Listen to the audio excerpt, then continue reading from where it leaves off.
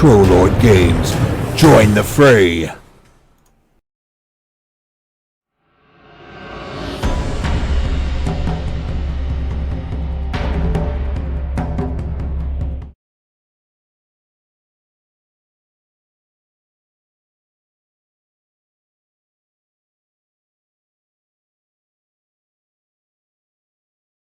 Hopefully people can hear us if we do that. All right, hello, and welcome to the Trollord Games Twitch channel, where we are playing Pools of Narrheit, a Castles and Crusades streamed game, which is intended to be every Wednesday, but then last week I got sick, so I apologize for that. But we are very capable of making up for lost time that we missed last week. So, who wants to do a slight recap? We already got a volunteer. Yeah, I guess we had a volunteer. Yeah, it's all in the chat earlier, right?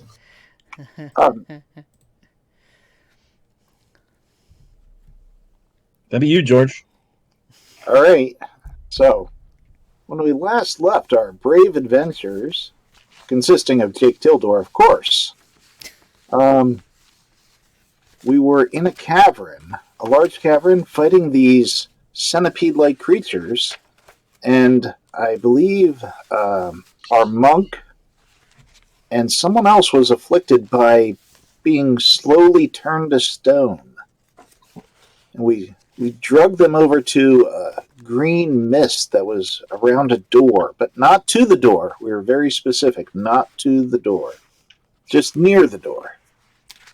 And it reversed the stone effects. That's what I remember. Anyone else got more? Don't forget, I got somebody to eat an eyeball. Oh, that's right. Right, the centipede eyeball. The highlight of It was the the heart as session, well, right? I don't know if that was the highlight. It was the highlight for Reknit. Bill was actually pretty much the highlight.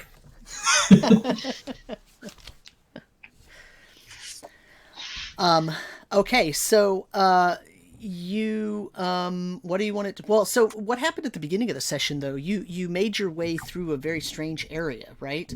What was wrong outside?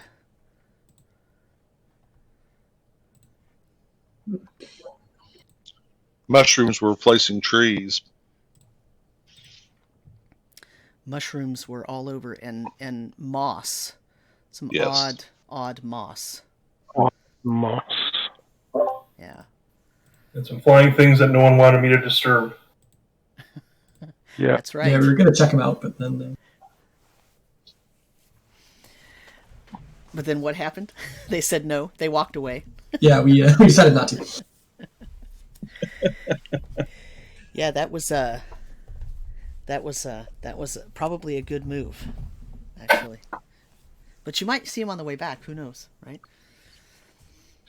So I didn't actually introduce myself. I am Sam, and I'm your castle keeper for the evening. So do the rest of you want to introduce yourselves real quick? Say your name and what character you play, and what your main goal is, what your main motivation is, maybe? Yeah, hi, my name is Matt, everybody. Good to see you again. I will be playing Xenolestimus Faye, who is our sturdy monk. Hi, I'm Chris. I'll be playing Leonie's Wallander, who is an Orolu, so basically a high elf magic user fighter. I'm Richard Clayton. I'm playing Bernie Combe, our human fighter, looking to avoid some boredom, basically.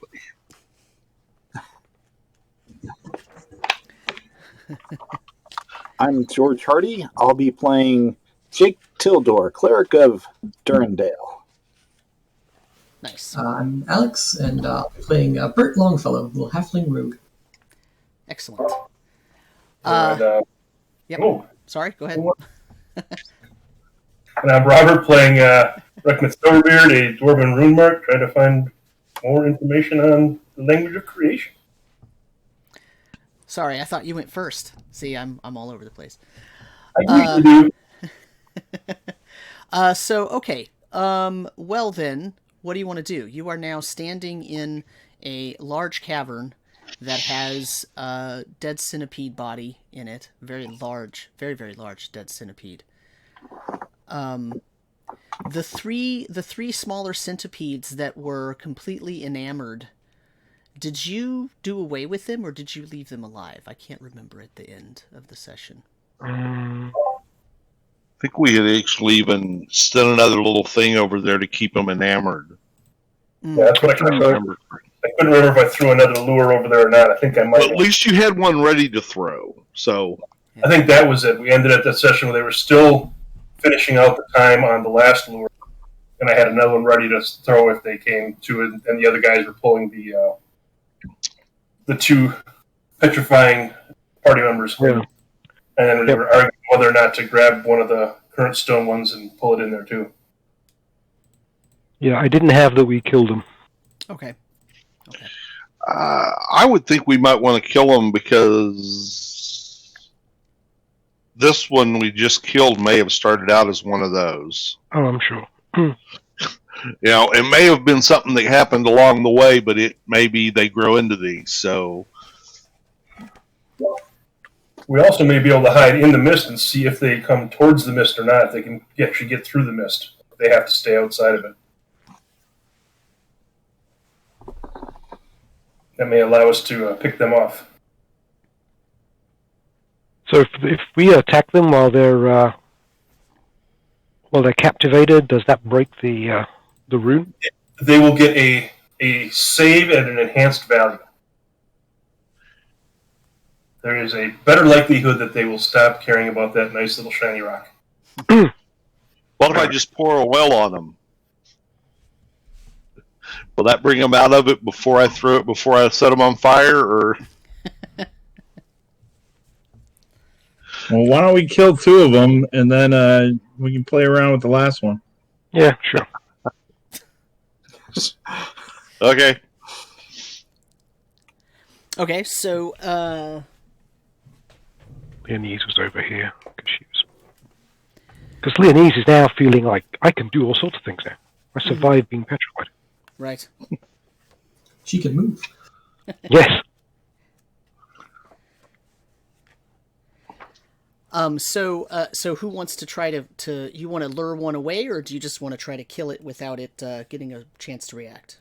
What's your plan? I'm really up for killing without getting a chance to react. Me too. I'm not really into being sporting with centipedes.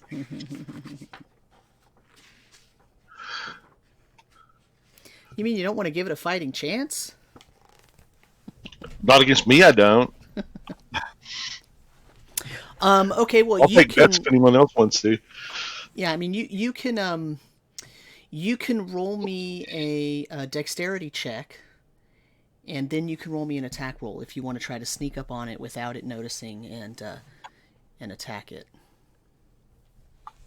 Okay.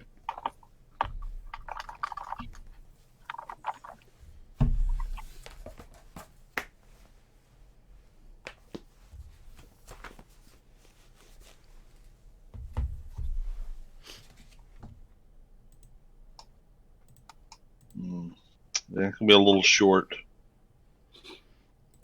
Okay. 15 total. Go ahead and roll me the attack roll as well.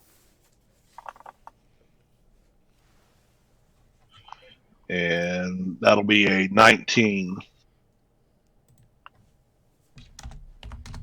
Okay.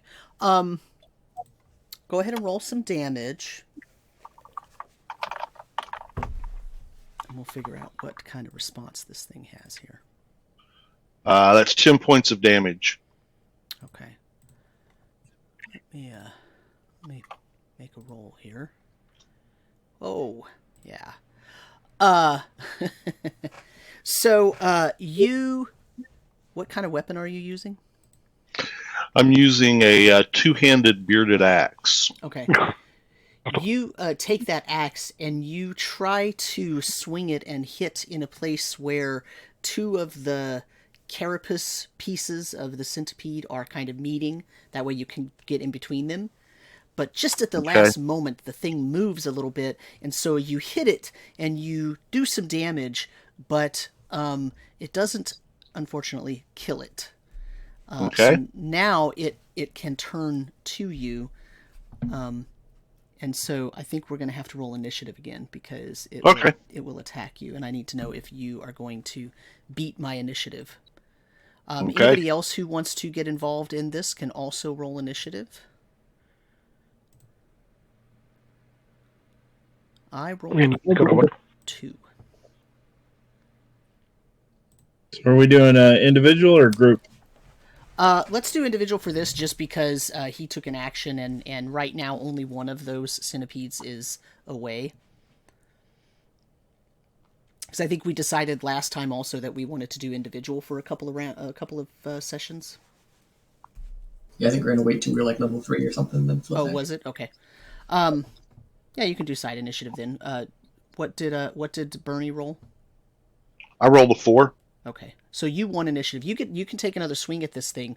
Is anybody else going to do anything though while he's engaging with this now intensified creature that is looking at him? Well, Leonese is going to. So Zeno, That's 10. What's Zeno doing? Sorry. well, I think Leonese was shooting the bow. Zeno's not. It's turned to stone anymore, right? He got his feet dipped Right. in the green mist. Mm-hmm. Yep, that's correct. Yeah, I'm gonna head over to. This corridor right here, just in case he needs some help, and to make sure nothing else is coming our way. Okay.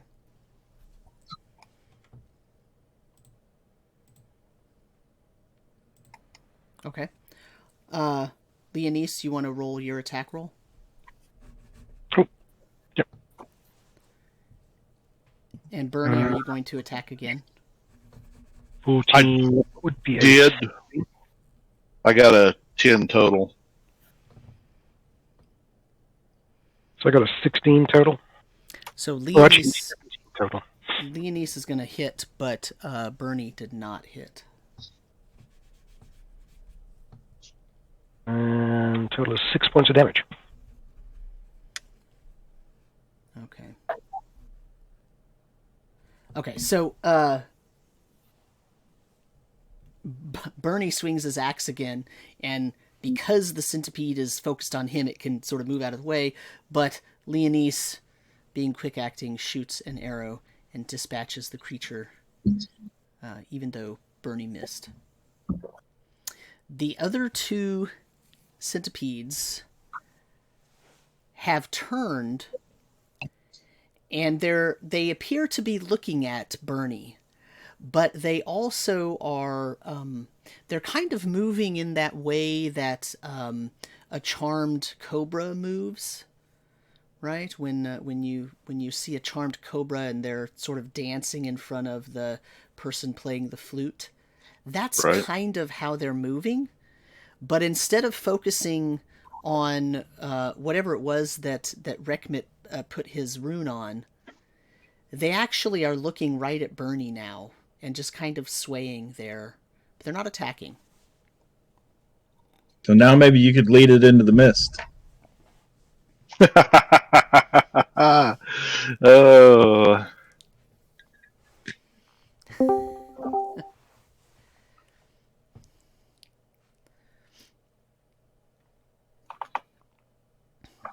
Hey, Samuel, they're saying in Twitch your microphone could use maybe a little bump up in volume. Okay. How about now? How about now? Part of it's that I'm far away from it. I'll tell you if they say anything else. Okay. Tell you if they say anything else. Yeah, you are still a little quiet Yep. compared to others.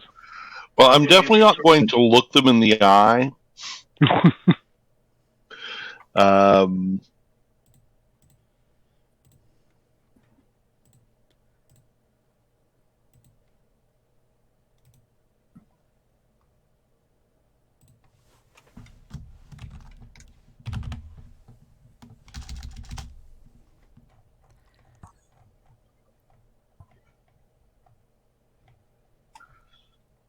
so,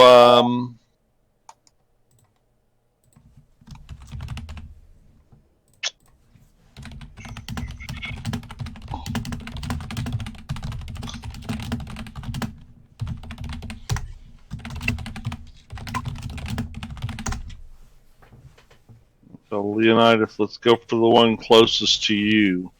Okay. Shoot at that one. And I'm going to attack. Keeping the same initiative.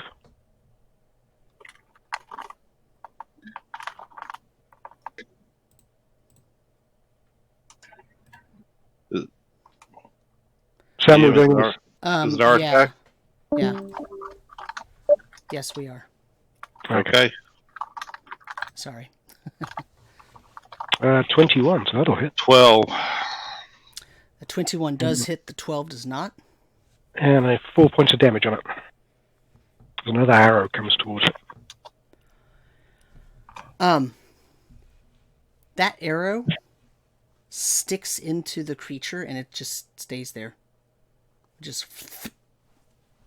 And now it's swaying with the arrow in it. What are the rest of you doing? Bert will head over Ernie, it's your pet. this corridor on the eastern side and just kind of keep an ear out for anything coming. Okay. And recommend And the arch, mist, and see what's behind it. You're gonna walk through it, or you're just gonna try to look through it? I'll poke my head through.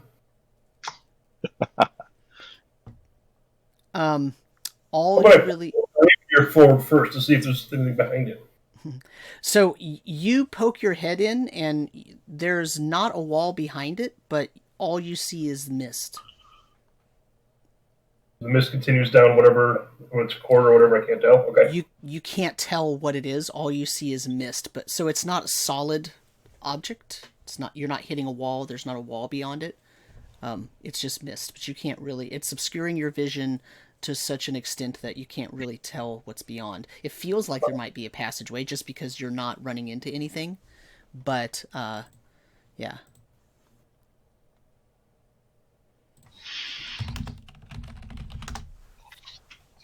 Zeno is going to go behind this rock over here from where the centipedes came from, just to make sure there's no more hiding out back there. Cautiously. Okay. Okay.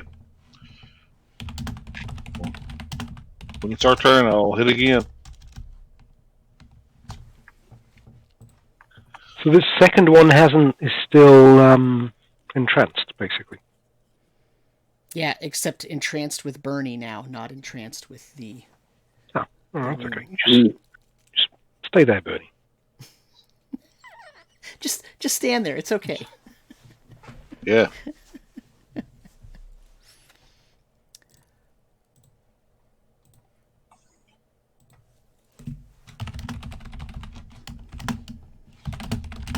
But it doesn't attack. Okay, no. Nope. Shoot another arrow at it. Okay, we'll take another swing. Guessing 7 misses. 19. 7 does miss. 19 hits. Rekmid, you still have your head stuck in there, or are you doing something else? And that'll be for 14 points of damage. Ooh, ouch. Okay. What I will do is I will pull out my rapier and try and see if the ground, if it goes over to a wall or something, just to try and see if there's anything solid on the ground or the walls, or if it just opens up into nothing.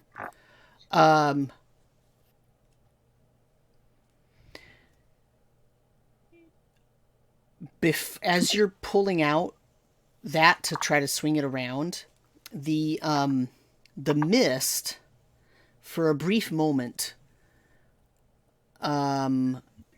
almost solidifies in front of you and turns your vision entirely green.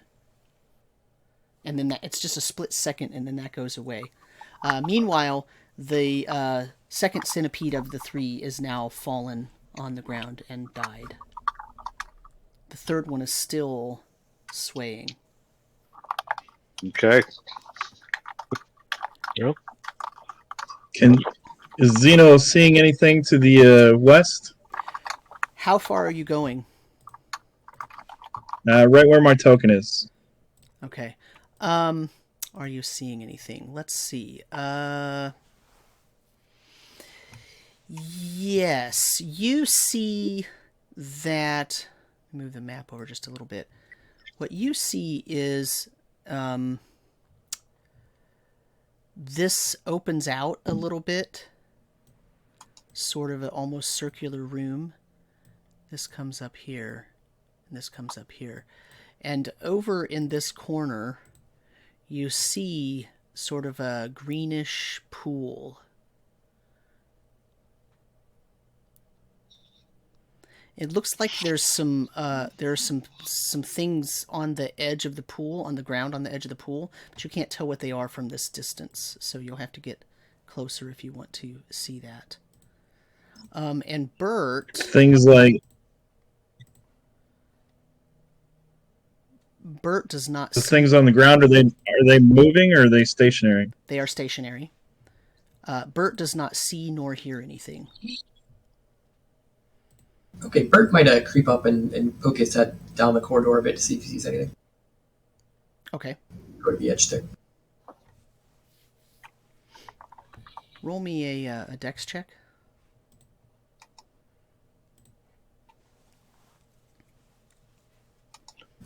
That's a 5. Okay.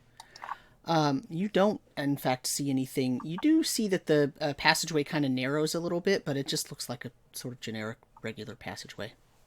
Okay. What did Zeno ask about the things on the ground? They're not moving. Just if they were moving or not. Okay. Yeah, no, they're not moving. You'll have to get a little closer if you want to do any more inspection than that. What's Jake doing all this time? I'm not following.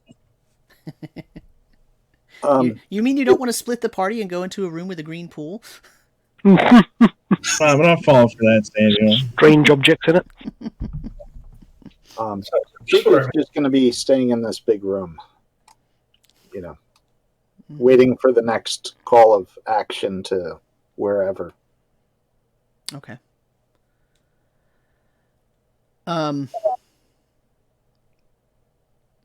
What are you now doing? What's everyone doing? Bernie, what are you doing? Well, I mean, when it's my turn, I'm going to hit that thing again, or hit the last one, or try to hit it, I guess I should say. Is Lenice also firing at it? Indeed. Okay. Why don't you both go ahead and make your attack rolls? Oh, that was a little wide. Yeah. Rolled a 1. I did better than you. Did a 2.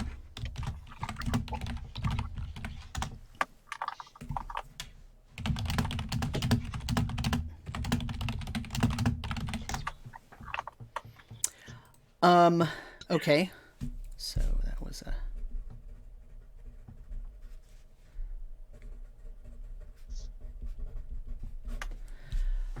what'd Leonise get?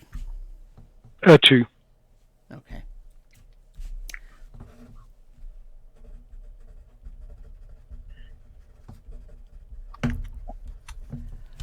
The creature is still swaying, but it is a little bit less active now. It's not moving as much. It's almost like it's stopped moving, but it's still looking right at Bernie. Rekmit, when you try to move around and see if there's anything there, it does feel like there's walls to your left and your right, about 3 or 4 feet away from you on either side. Was there any kind of flooring? Yeah, there's floor too. Yeah, then I'm going to back out of the mist. Okay. All right. What else? You want to attack? Zeno's going to go back around. Yes. Okay. Zeno, you're going to come back around with the group? Yeah, I'm going to come back around, let everybody know I found a little green pool, corridor up to the north.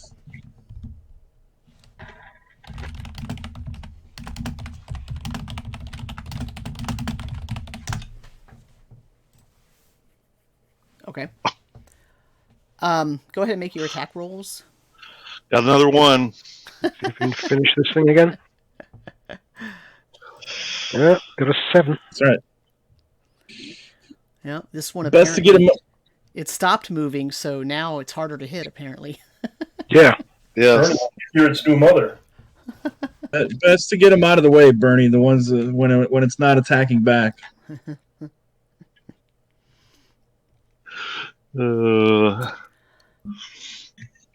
So if you're going to keep attacking, eventually you will both kill this thing. Okay. Okay, so and it probably will not ever attack you back just based on my rolls. So I'm going to go ahead and say we don't have to keep excruciatingly watch you roll a 1 because now you've rolled 2 of them. And I'm talented that way. yeah, so in my game, the thing is that when you roll a 1, that triggers equipment wastage. Yeah. Okay. And so the next time you all take a rest, you might be inspecting your equipment to see if anything is happening to it. Okay. Yeah. Can I recover arrows? Yeah, you can recover arrows because it's just right there, and they didn't run anywhere, so you can do that. Right. Did we dissect the big centipede at all for like poison sacs or any cool centipede teeth or anything? You took the eyes out. And they ate somebody ate one of the eyes. Well, I think no, somebody ate both of the eyes. Both of them, yes. Both of them. Just for those watching, towards the latter part of this game, we are going to be actually giving away a free PDF of choice from the Troll Lord Game Store. So there's some incentive to stick around and see how many of my players have their PCs get killed. I mean, stick around and maybe win a free PDF. So it appears there are no other threats, at least imminent threats, around you. What would you all like to do? All right. Good job, Bernie. Thank you. Where are you from, by the way? Did Bert find anything to the east? No, just looked like it was just a corridor, yeah. Got it on here. Perhaps we should check this green pool before we enter this door of mist. Yeah, I come from the north side of the continent. I sailed up here to see what adventure I could find. So you're new to Indolphin. Yes.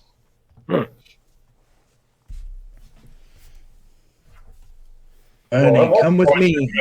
Pools of green. Let's go.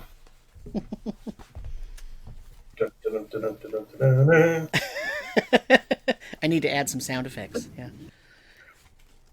Well, I'll take care of I that. expect this pool may be the lair where they were growing.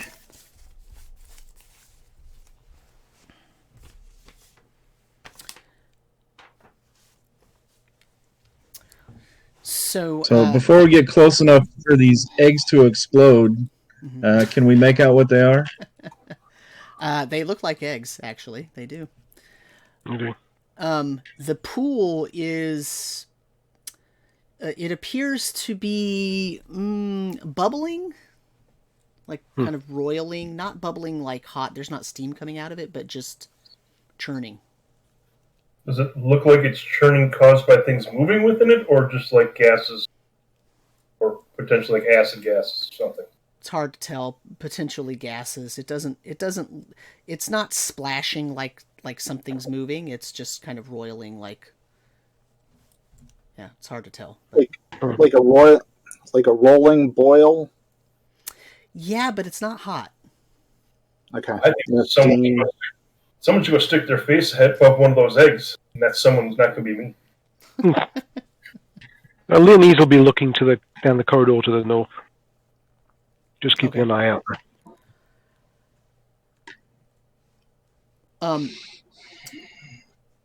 As you look to the north, you see that there is a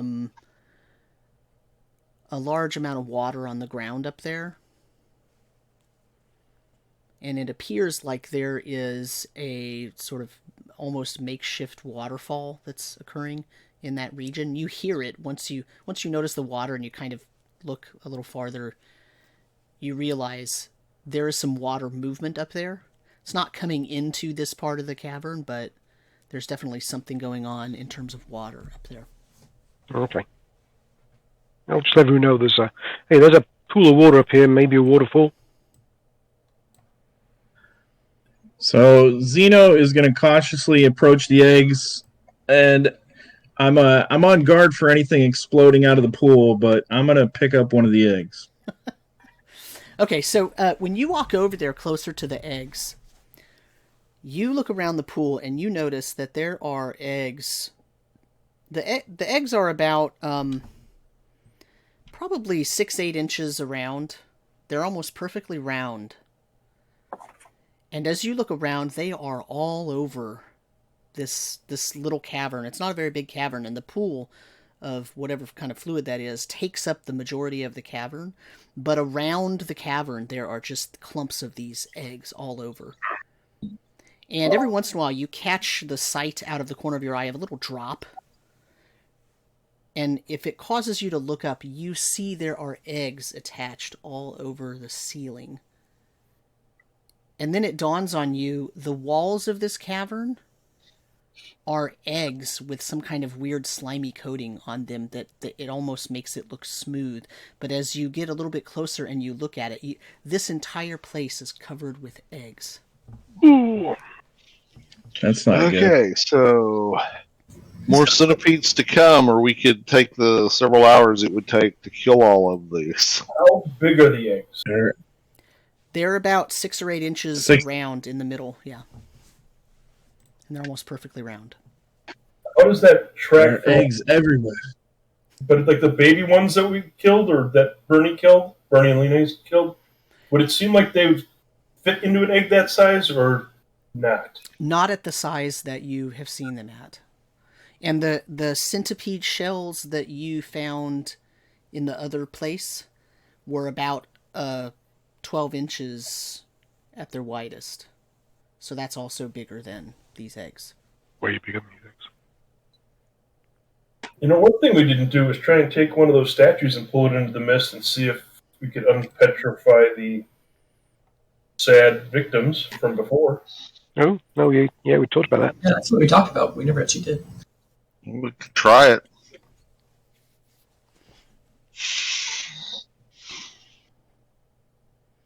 All right. Well, Zeno is going to grab one of the eggs that's at the very edge. Hopefully, that's not touching any of the others to cause a chain reaction. But he's going to try to pull it free and take it with him. Okay. You can do that. You feel that it has a kind of a leathery kind of feel to it. Mm-hmm. Bird eggs have a hard, like, calcium shell, right? It's a calcium silicate, right? And salamanders have a real, like, jelly shell. It's just sort of this membranous thing, and it's got jelly in the middle of it. Yep. And reptiles have a more leathery egg. So it feels kind of soft. It's not solid like a bird's egg. It's more soft like a reptile egg would be. So it kind of feels like it has a leathery skin.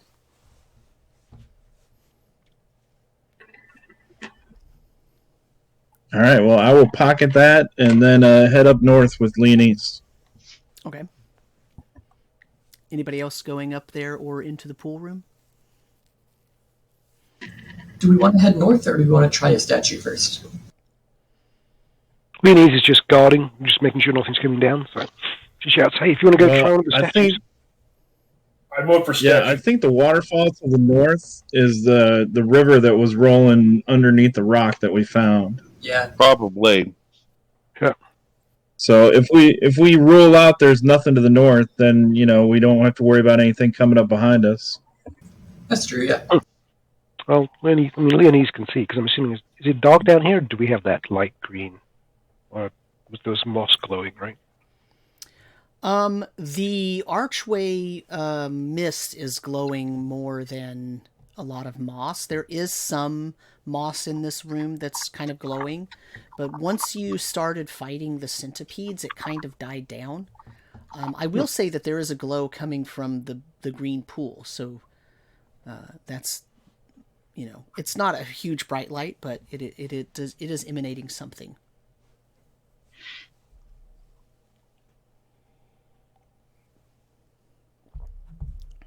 Right. So what is it that you're going to try with the statues? Nothing yet. I think let's go check up to the north real quick. We're just gonna Okay. go a little bit further so we can see what's up there. Yeah, Okay. clear it up. Okay. You walk up there and you really just see it sort of whoops, sorry. It sort of widens out a little bit and then swings back around. And there is a sort of basically a hole right here. And pouring into that is water coming from this area over here and coming down and pouring down this hole. And as it comes down, it's actually moving pretty swiftly through this little channel here from under the wall here. It does look like it comes from roughly the same area, or it could have meandered there from that river that you saw previously. But as it comes in here and it tumbles around, as it goes to turn down into the waterfall, it sort of, some water spills out. So this is a quite wet cavern over here. But all you kind of see is the rushing river stream area going into a hole in the ground. Okay. Is the hole completely engulfed by the water, or is there like some kind of opening that you can look down? You could probably go look down it. It's pretty slippery over there, so it's not completely engulfed, no, but it's not huge either. It's probably 5-6 feet in diameter. Well, I'm willing to go check if anyone wants to put a rope around me. I'm gonna say, yeah, whoever goes, she get a rope tied around him. Sure. Or Jake could go, or Bert could go check it out. Yeah, I can go check it out. I'm light, so at least you guys have a rope. pull me away. Yeah, but tie a rope around me first. Or I'll tie a rope around myself. So who's going actually? I think Bert said he was going. Okay. Yeah, I'll go. Yeah. Bo's going, but we've got a rope around him just in case you fall. Whoever's strong should hold that rope. Okay. Says not me. Bert goes up to the hole and just sees all you can see is water, and you see it's falling for quite a distance. The rushing is so loud that you can't even tell like how far down it is before the water hits the next layer, if it even does. Wow. Yeah, I was thinking about dropping a stone or something, but yeah, you're right, we would be able to tell. Okay, I'll come back and just kind of know what I saw. Bert, do you see anything else over there on the walls or anything? Take a look around at the walls. Is there anything exciting about them? You don't really see anything of any consequence. Not really, no. I mean, it's just a cavern wall. It doesn't look like it's been disturbed. It looks pretty natural. And these aren't eggs anymore, right? In this room, it's just stone wall? Correct. Okay. All right, so we will pull him back, or he can walk back if he doesn't need to be pulled. And I guess let's go throw a statue into the mist, huh? It's like a good idea. Sounds like a plan. Okay. Is it?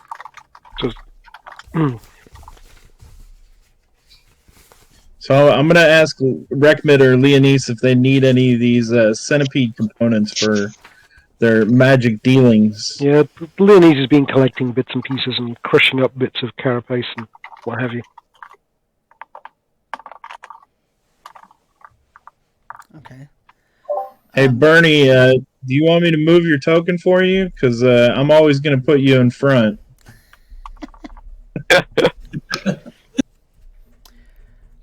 Is there anything in particular that Leonise is collecting? So she will collect bits of carapace and break them up so she's got powder, or small bits she can crush into powder. Okay. Also collect, assume there's some skin there. Let's see, she hasn't got any vials, so she can't collect any of the blood stuff. These things have teeth? They have...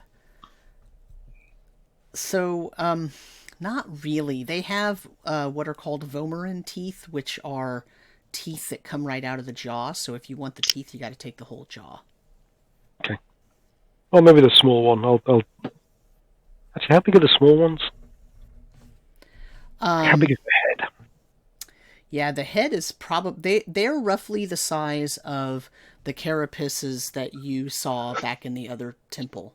So they're about each of their segments is about 12 inches, like the size of a plate almost.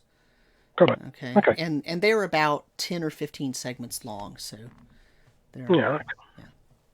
But I'll take one of the head segments. Okay, I'll cut off one of the head segments. Spend some time doing that. Would Reckman know if there's any alchemical properties that he could use from any of these things?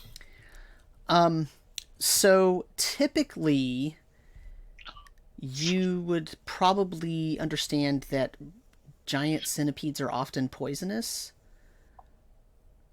You do not know if these three are, especially given that the Big Daddy was had some kind of weird paralyzing sight. But they're possibly, if you had something to collect the blood or some bodily fluids in, you might be able to tell a little bit easier. I haven't used any of our potions, so probably not. Okay, cool. So are we going to move the statues into the green mist or not? Are there any of the statues that look relatively undamaged? Every statue has damage. They're all either missing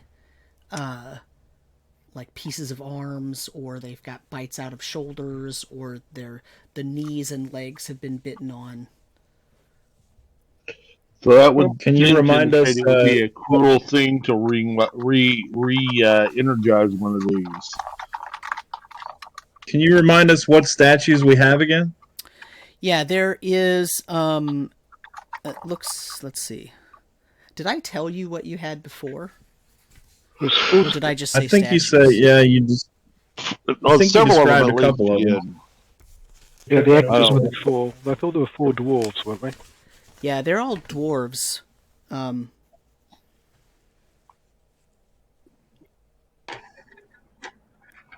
just trying to remember if I described, because they were very damaged and they're not wearing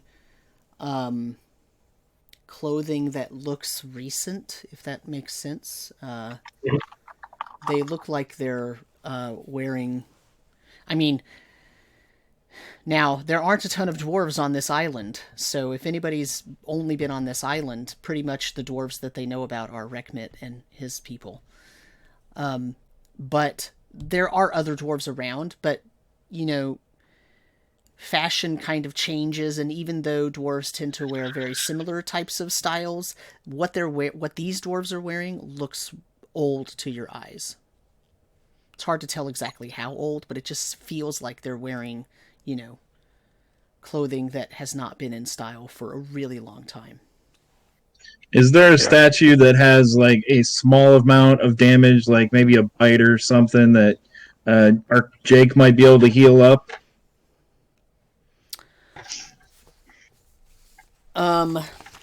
I mean, it's possible. You can identify the one with the least amount of damage for sure. It just has it's missing one hand. All right, we'll move that guy over to the mist. I have a question. That hand that I had, that hand piece, wouldn't happen to look like it fits on this one, does it? No. That's what I described. Yeah, not particularly. We could tie it on there, and maybe he'll heal with a hand. Yeah, it's hard to say because, you know, where the hand is missing on the statue that I'm talking about, it's been bitten off, not broken off. So it's hard to say because that means the end is bite marks, right? Okay, then I will prepare a bandage to put on the stump if it de-paralyzes or petrifies. Okay. All right. Then we'll drag it towards the mist. Okay. Is anyone going to go into the mist with it, or are you just going to sort of push it, or are you going to lay it down? How are you going about this?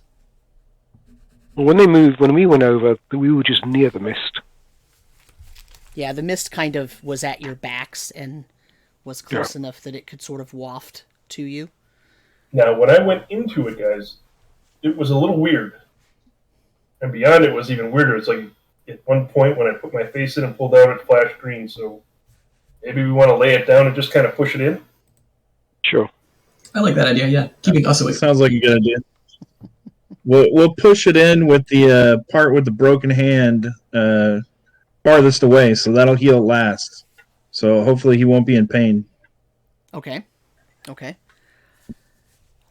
You push the statue in, and you wait a couple minutes, and it doesn't look like anything is happening. Maybe it doesn't work on fully petrified then. Let's push him a little more of the ways in. So is he? Would he be considered in the center of the mist right now? Sure, you can push him into the center. And still nothing happens? Doesn't look like it. I mean, it does appear that the mist is, like, sticking to the statue. You know how sort of if you're walking outside and it's kind of misty outside, if you wear glasses, your glasses get kind of droplets on them, even though it's not really raining. That's kind of what's happening to the statue. Maybe let's take a bit. Maybe we leave him there for a bit. Yeah. Should we go check out the east real quick? I think that east corridor goes back to the where we found that original statue. Yeah, I suspect it may do too. I think it leaks around, yeah. Right. You should go check, make sure. Okay. Okay.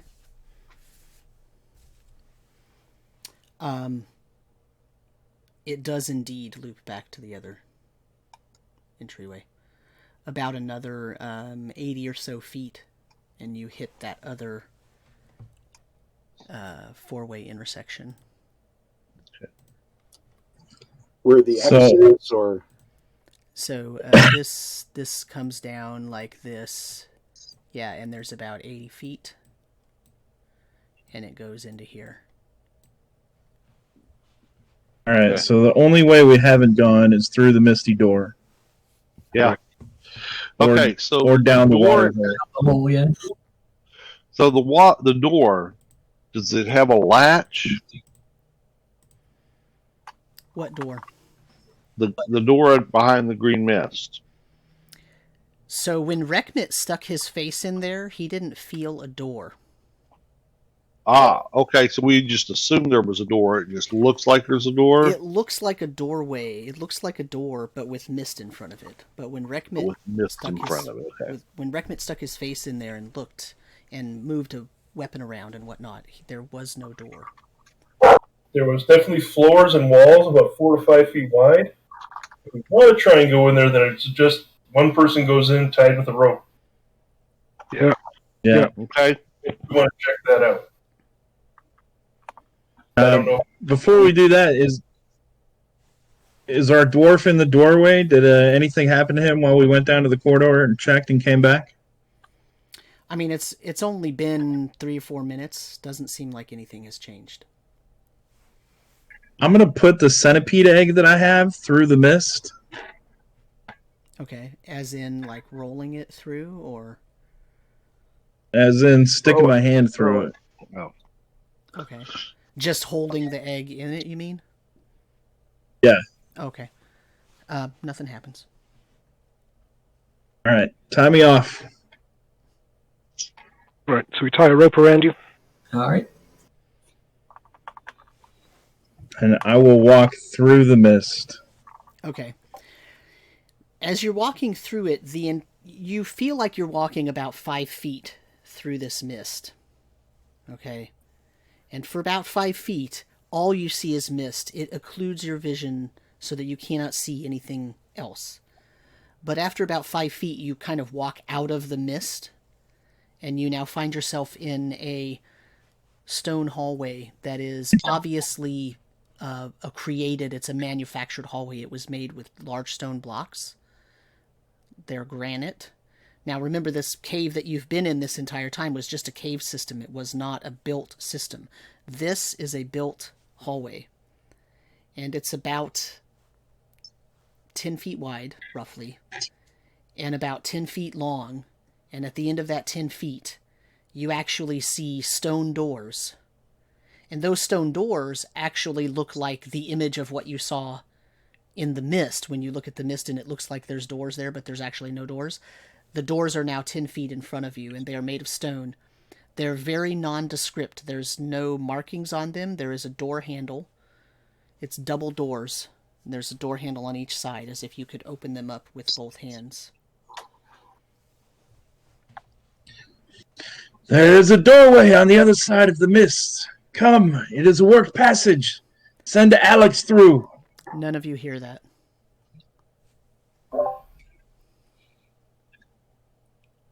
You there? To the rest of you, he walked through, and he's been gone for about 10 minutes. He's got a rope on him? Yep. Mm-hmm. Yeah, you want to give it a tug or two, maybe? Yeah, let's give it a gentle tug.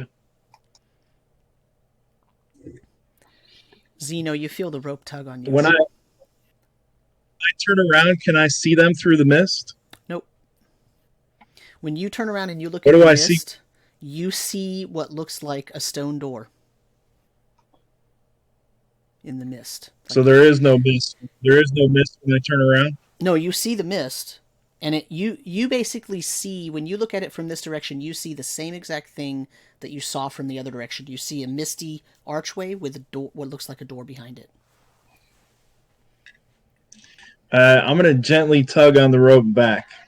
Okay, getting that tug, I'm going to go through. Okay. Tug means pull him out. Was Bernie the one holding? Yeah, who was holding the rope? Oh, Leonese was. Okay. And you walked through when you felt the tug? No, Leonese was just like, hey, he's I still mean, there. I pulled on the rope. I said I was going to grab hold of the rope and give it a light tug. Right. So when he tugged back, I figured he must be fine, and I'm going to walk through. Okay. Bernie, you walk through the mist, and the mist is a real thick area. It's about 5 feet wide. And you don't see anything around you as you're walking through other than the mist itself. Okay. And then as you step on the other side, you now find yourself in a hallway that is about 10 feet wide and 10 feet long. And at the end of it is a set of stone doors.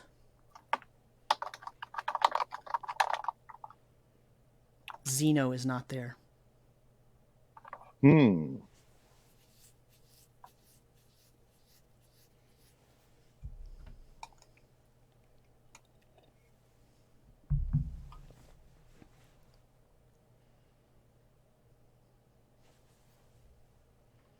Okay.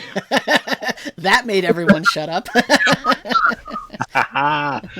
Well, I'm going to go up to the stone doors and take a look at them. Three-way party split. Yeah.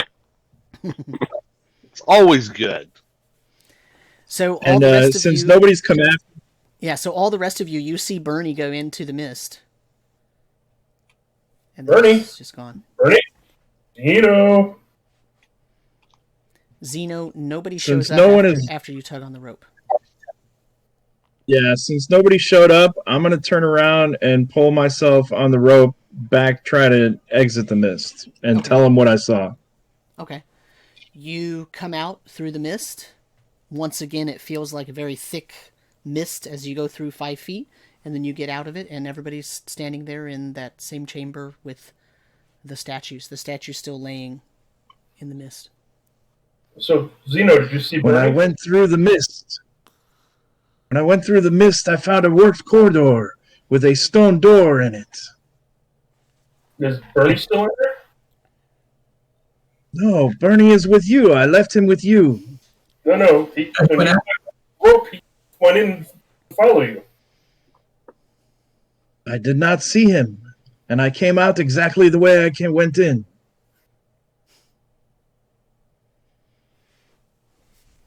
That's interesting.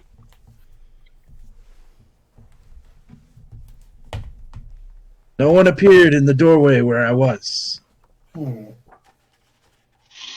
wonder if you go through and someone's holding your shoulder, if they go through with you, or definitely something weird going on here. Yeah. Good news is you told us we can get back through. Well, he was Should I go through and look for him again? Yeah, but see if someone else goes with. We should have 2 or 3 of us go through. I would say either Bert should go or I'll go, but I'll like wrap myself in the rope and put my hand on his shoulder as I walk through. Yeah. Now, Let Bernie, us go forth, my dwarven friend. Bernie, did you say you were going to go forward and open the door? I said I was going to go forward and check it out. Okay. Describe checking it out. What are you checking? Well, I'm going to go up. I'm going to look at it and see if it looks like it's just a regular door. Is there a handle on it? Does it have a lock? You know, does it look like I can just open it and go through it? It is a set of double doors. It's made of stone, so it looks very heavy, but it doesn't look like it has much of a locking mechanism, if any at all. It just has 2 handles so that you could pull each door if you wanted to. Okay.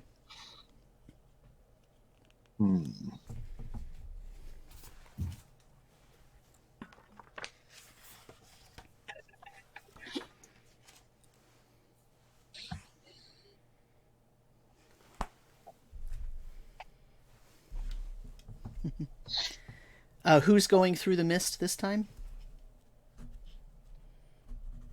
Zeno and Rekmit. And I'm essentially going to take rope and not tie it to myself, but like put it around myself, put my hand on Xeno's shoulder. Okay. We walk, follow him through. So the 2 of you go through, and you find yourself stepping through 5 feet of thick mist, and you get to the other side, and you're both together. You do notice, too, that... I told you, my friend. As you walk through, it seems like that statue is not laying there. Like when you're outside, when you're on the outside in the cavern and you're looking at it, you see the statue in the middle of that mist. But as you walk through, it's like that statue is not there. Quite troubling. I told you, my friend, Bernie is nowhere to be found. That's a definite concern I have. Bernie should be here. We both made it, but we were both connected, and I was holding on to you to make sure of it. I thought he was holding the rope as he came in, but he might have let go, and some kind of weird teleportal thing. Some just. Are you sure he followed me? He didn't go back to the pool with the green room, or? No, he came through and did not come back out. I'm gonna look around. Do I see anything that looks strange in here? And I'll also mention that, you know, it's like, and if you notice, you can see the stone doors through the mist, but we don't see the statue that we put in the mist. I see. Can you tell anything from this construction? I will look at the construction of the, I guess, walls and the door itself. It is the walls and the doors are very old style, high quality dwarven construction.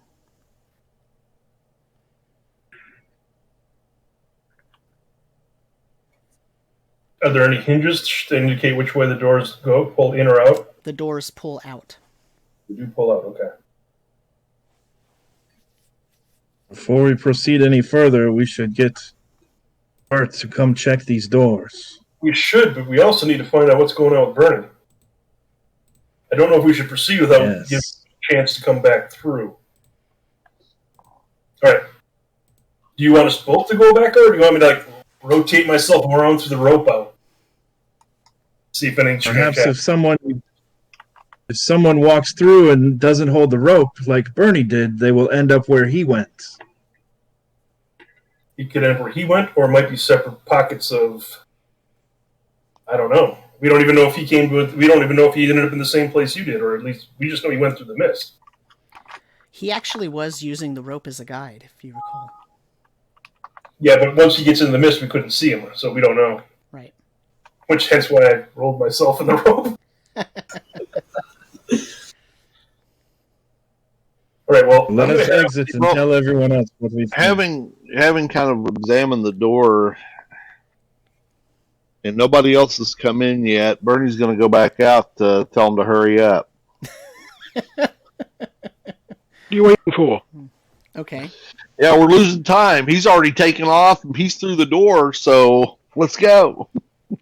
So, Bernie, you go back out, and everyone is there except Rekmit and Zeno. Okay. Wow. Where'd the other two go? Went in the mist.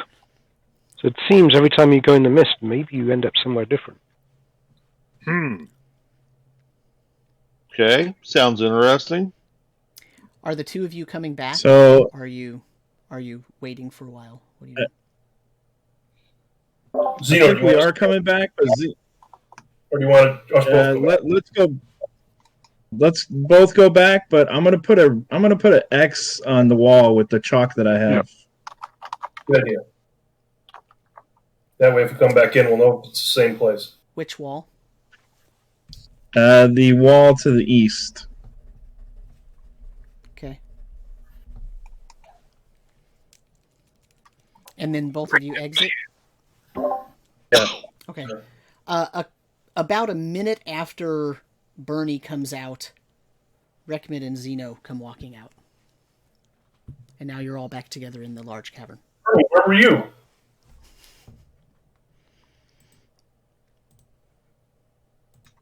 So, Looney's asked them, so how long do you think you were gone? 10 minutes? Okay. How long does Rekmit think he was in there this last time? I mean, you checked out the doors, you were doing an evaluation, probably about 10 minutes. Okay. All right. Yeah, it seems about Is right the there. dwarven statue still laying on the floor? From here you can see it, yeah. It's laying on the ground in the mist.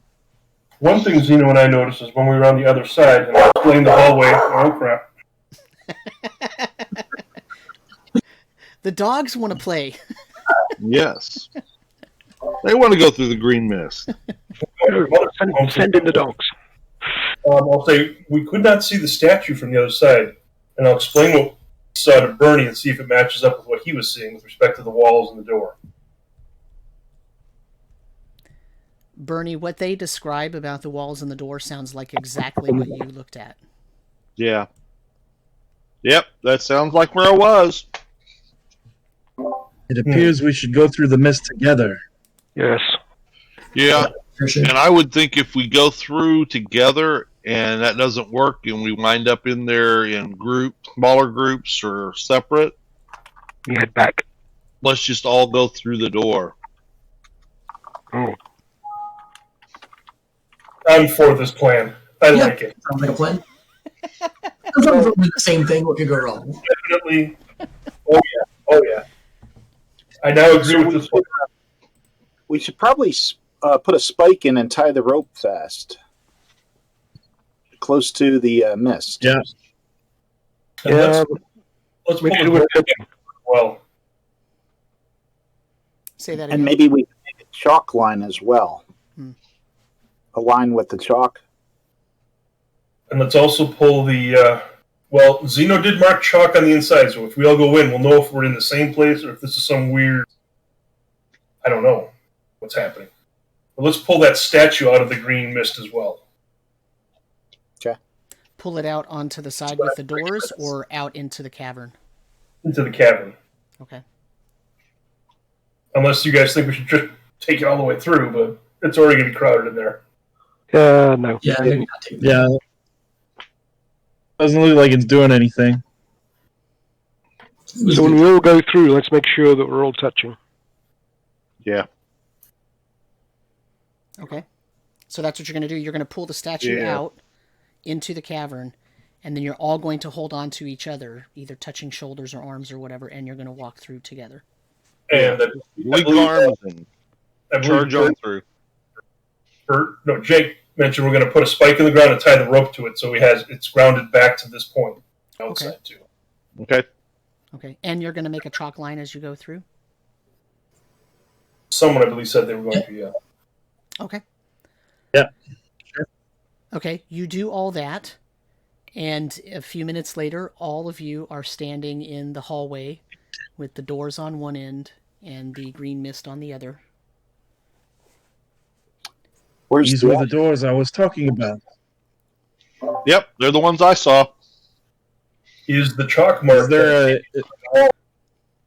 Where's the There is no chalk mark on the east wall. There is one on the west wall. Oh, interesting. Okay. So I'm gonna draw a circle on the east wall. Okay. And for So all there we should know, be an X on the west wall and a circle on the east wall. this is an ancient dwarven construction. Ooh, thanks for that info. Bert, Yes. traps before Yeah, we try to go ahead and, check the doors for any traps. My impulse is to just open them up or pull them open. Sure. Mine too. so Go ahead and roll that check. That'll be 12 or 13 total, and that is prime. Yeah, let me see my notes here. so write something above the or in the circle or something. Because if we write, we can see if it's a mirrored version of it or something like that. You know, with a circle, you can't tell if the circle. You know, you can tell that the circle moves. Yeah. But Yeah, that makes sense. like the I'm letter gonna write. R, I'm gonna write Jake's. I'm gonna write Jake's name inside the circle. Jake Tildor was here. Narrheit bad, Durandale good. tree pretty, fire burn. Bert, you do not find any traps on the door at all. All right, seems clear. I'll go ahead and just pull it open then. Okay. Let me look up something here.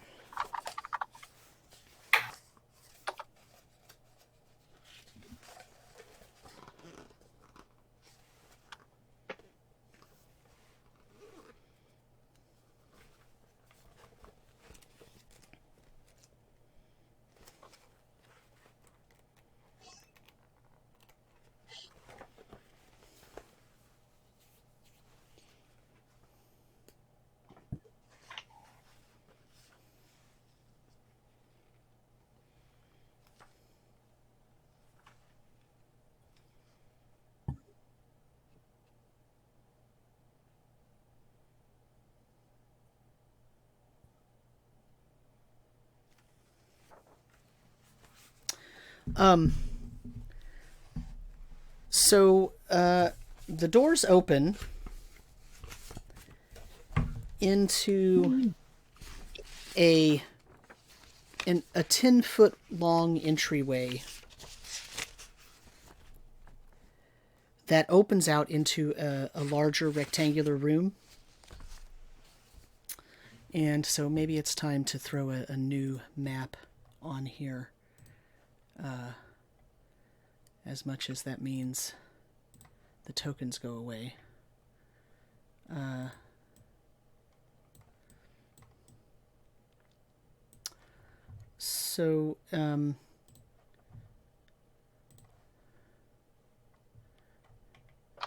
So these squares on this map, I threw a bigger map up here. These are 5 feet, just because it's easier with the way the tokens scale to make it 5 feet.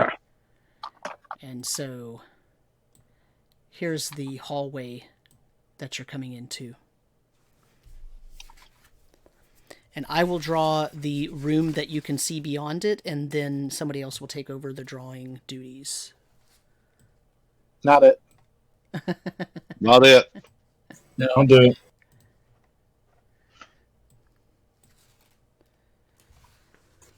Make sure I give you the right size here.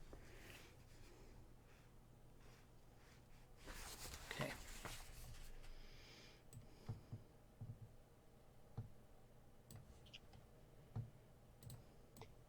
It's a rather large room.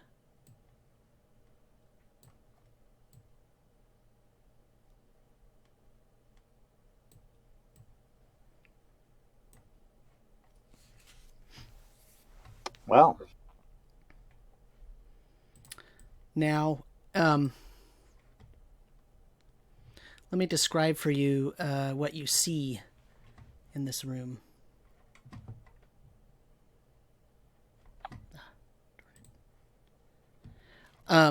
What you see is there are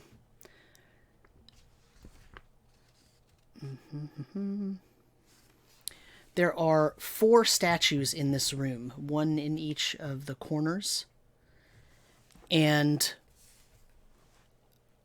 in the middle of the room is a circle drawn on the ground, and inside the circle is the symbol of Narrheit. So, the symbol of Narrheit is like 2 infinity symbols, one turned 90 degrees and placed on top of the other one. It's almost like 4 overlapping circles, right? That is what is inscribed inside the larger circle in the middle of the room. There are 4 statues in the room, one in each corner. They look to be, they're very large. They're about 10 feet tall, but they look like dwarves. So they're not dwarven size, but their proportions are dwarf proportions of the statues, okay? They are armored, and they each have a different weapon in their hand. And along the eastern wall is a set of 3 or 4 shelves that run. It's about a 20-foot long set of shelves that are right up against the eastern wall, almost right in the middle of the room. And on those shelves, it looks like there are small containers like urns and pottery jars and whatnot, but most of them have been broken or degraded, and they've leaked their contents onto the ground. So in front of the set of 2 or 3 shelves is a big pile of ash. There is a set of doors in the northern wall, and there's a set of doors in the western wall. Are they like double doors? They are double doors in both cases. And they are made of wood. And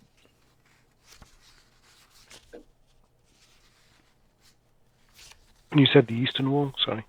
Yes, no, the eastern wall has the shelves on it. The western wall has the set of double doors, basically in the middle of the wall. And then the northern wall has a set of doors.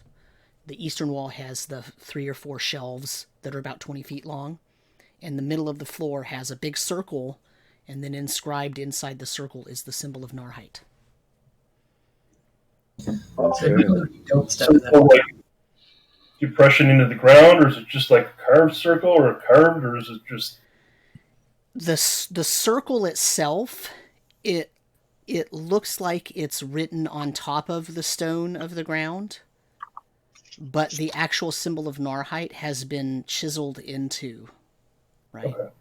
Okay. So Rekhmit can tell right away if he just steps 3 feet more forward. He can get close enough to tell right away that symbol of Narrheit was not originally in this floor. Yeah, I figured that. Haven't heard too many stories of orbs of dwarves worshiping Narrheit, but I don't know. Is there dust on the floor? I mean, there are ashes and dust all over the floor. There's a layer of it. Okay. Is there any of that ash covering part of the circle? No. Do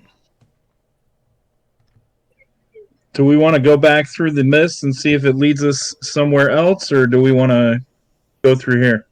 Let's inspect all these statues and make sure to check everything out first. Yeah. We got doors here. Might as well take there's them. always... Yeah. There's going to be some kind of trap, so I think Bert needs to go first. Bert, circle. By Durandal's Falling Grace. Definitely go. Bert, this is your time to shine. For sure. Recommend to go check the one on the lower left. Or southwest wall corner. Checking the statue. What are you checking it for? What's your goal here?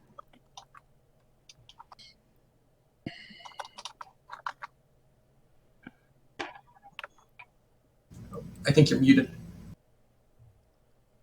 I am? No, recommend here. Okay. It really helps if I unmute myself, doesn't it? Now I gotta remember what I was saying. I was going to check like the style of the clothing or armor, see if it matched the dwarves outside, see if it's on like a base or anything. Check the armor to look if there's any potential little cubby holes in it, like that one I found in that one column. The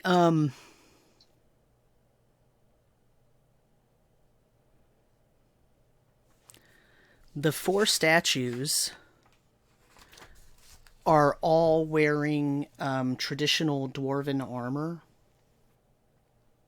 from before the Winter Dark. So basically what you would consider ancient, even for dwarves. But it is made to... I mean, it's a statue, so that it's made of stone, so they're not really... The statue itself is not wearing the armor, but the statue is built to look like a dwarf wearing armor, and the style of the armor is ancient. And the weapon, each of the dwarves is holding a different weapon. The one that Rekhmit is looking at is holding a war hammer.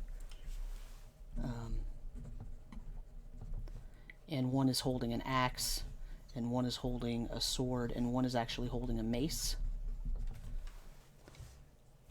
All 4 of them also have shields. Any markings on the shields? No markings, which is odd. They're completely flat. When you know that the dwarven clans would have had some kind of symbology on there. So that's somewhat anomalous. Do all of the dwarves, their features and faces look exactly the same, and do they look like the exact same height? They're the same height. They have different different beard decorations, different beard styles. Some of them have it braided. Some of them have it like in 2 kind of ponytail things. Some of them have a bunch of rings in it, but it's free flowing. So all the beards are different, but they, you recognize that they are just the sort of different cultural ways that different clan holds would have their beards in their traditional, manner. But this garb that they're wearing seems like it's of a ceremonial nature, right? Like it's not what they would wear to the field of battle because it's kind of too pristine, right? But that's what makes the flat shield seem all the more weird to you, because the shield should have some sort of ceremonial symbolic element to it, but it does not. Yeah, I was essentially trying to determine if they were just cloned statues or if they could be representations of either some kind of clan or some kind of specific dwarf. Even the faces have slightly different facial expressions, so you're pretty sure they're meant to represent different people, if not, different individuals, if not different clans altogether. So they're all larger than dwarves? They are all about, the statues themselves are about 8 feet tall, but the proportions are dwarf proportions. Does it look like the shields are stone that is part of the statue, or do they look like they're detachable from the statue? All of the elements of the statue that you've looked at are part of the stone. They all look like they're made from one slab. Okay. All right. Then I would like to go check out the circle I won't go into the circle, but I want to take a look at that. See if I can determine about the time that it was carved. What's everyone else doing? Well, I checked out that So- statue, and I'll go over and check out this statue. Okay. And if Zeno's gonna go ahead. I said, if Bert kind of gives the all clear, or I see other people freely, I'll start checking the walls for secret doors. Yeah, I was going to say, I was going to wander through the walls looking at them. So Leonese is kind of checking the walls. Okay. Oh, actually, you said there were shelves on the east, right? The shelves are on the east wall. There's about 3 shelves. They're about 20 feet long, and there's about 10 or 12 inches in between each one. So it's a stack of 3 shelves attached to the wall. But a lot of the urns and containers and whatnot have degraded or broken, and so they're leaking their contents onto the floor. Okay, but Leonese will go and check the shelves Okay. and look more closely at them. So Zeno's gonna take his hammer and piton and try to break the weapon off of this statue in the southeast corner. I'm gonna try to break the hand right at the wrist. Okay, so you're not trying to break the weapon off, you're trying to break the whole wrist off? Does Reckment notice them trying to do this? Oh, you're looking at the circle. I mean, are they trying to hide it? Well, I think if he's using almost like a chisel, it depends on how hard he's hitting it. It's going to echo in this room. Yeah. He's gonna notice when I hit it, but it's gonna be too late then. It's 8 foot tall. Might be a big chunk of stone there. Zeno, go ahead and give me a strength check. Let's see. Strength is 13, and it's not prime. Okay. So you hit this thing, and you hit it square on. No, that. I'm sorry. I was saying what my stat was. I rolled a 12. Sorry, I thought you rolled. So that's still a 13, right? Yeah, still a 13 total. Okay. Not prime though. Okay. So you hit the python square on, and the sound rings out. So now Reckment knows. But when you hit it, you hear it crack. You hear the statue crack. But it doesn't break all the way, and you can't see where it cracked. Like it didn't form a crack on the surface that you could see, and so therefore you could put pressure on that part. But you know that you did something to it, but it did not break off all the way. Reckment's gonna whip his head around and go, Zeno, what are you doing? Disarming the statue in case it comes to life. Don't deface symbols of my ancestors. They're not You're related to 8 foot tall dwarves? potentially. It just look like symbolic representations. I don't think it's part of Narrheit. Narrheit is a tricky god. If these statues come to life, you'll be thanking me this one doesn't have a weapon. I'm going to strike the python again. I'm going to rush over and try and stop him.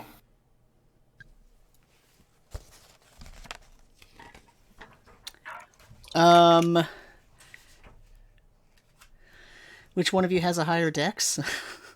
I mean, he's got 25 feet to travel. I think I can swing a hammer in 25 feet. Roll me another strength check. Yeah, my dex is only 9. I'm nowhere near as quick. That was a dope stat for me. That one is a 15. Again, you hit the thing square on the python, and it reverberates back, and now you see the crack forming right on the wrist. And you feel like one more hit's going to do it. Please, Zeno, do not deface this. That could trigger an issue. We don't know what this room is.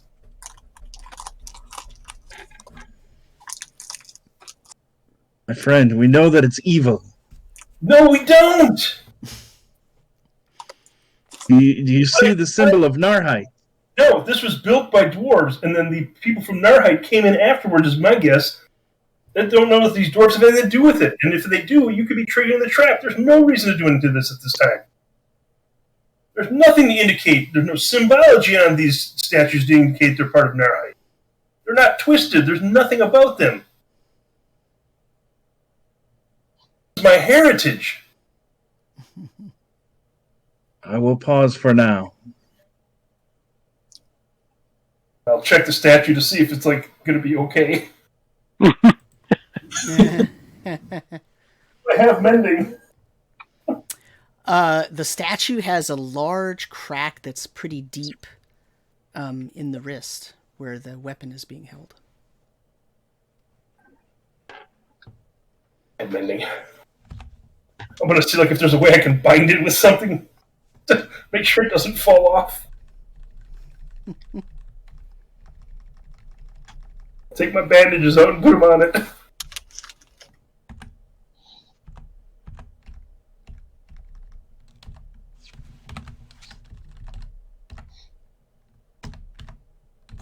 Alright, so we've got west or north. What are we feeling? Whichever one you feel is safe. I will listen to your wise counsel this time, my friend, but next time I counsel you, you must pay the favor back and listen to me. I already did that with those flying things outside. No, you could have touched the flying things. I just wasn't going to be there. I didn't care if you threw anything at them. We were just gone. That doesn't count.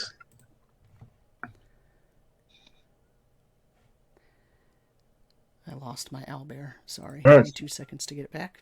Bert, which way is safe, Bert? Well, Bert's checking the west door for traps, and he rolled a nat 1. So the west is really safe, guys. Promise. Okay, open the door then. And yeah, I'll go ahead and try to open up the door. I head that way. Did Loonies find anything at the shelves of interest, or is it just like stuff that had rotted? You found... Hold on 1 second. I gotta get this back going. I don't know why it drives me crazy, this thing.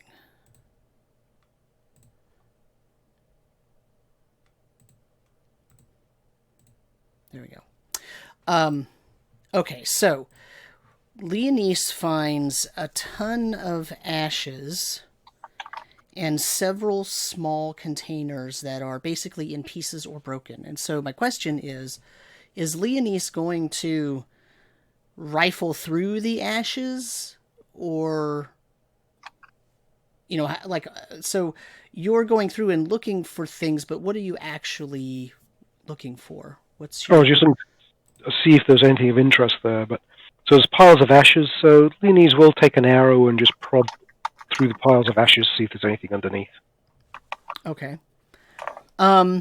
You do feel, as you're moving it through, you feel like you hit something that made sort of a metallic sound, like maybe it's a piece of metal that you hit, like a piece of jewelry or something.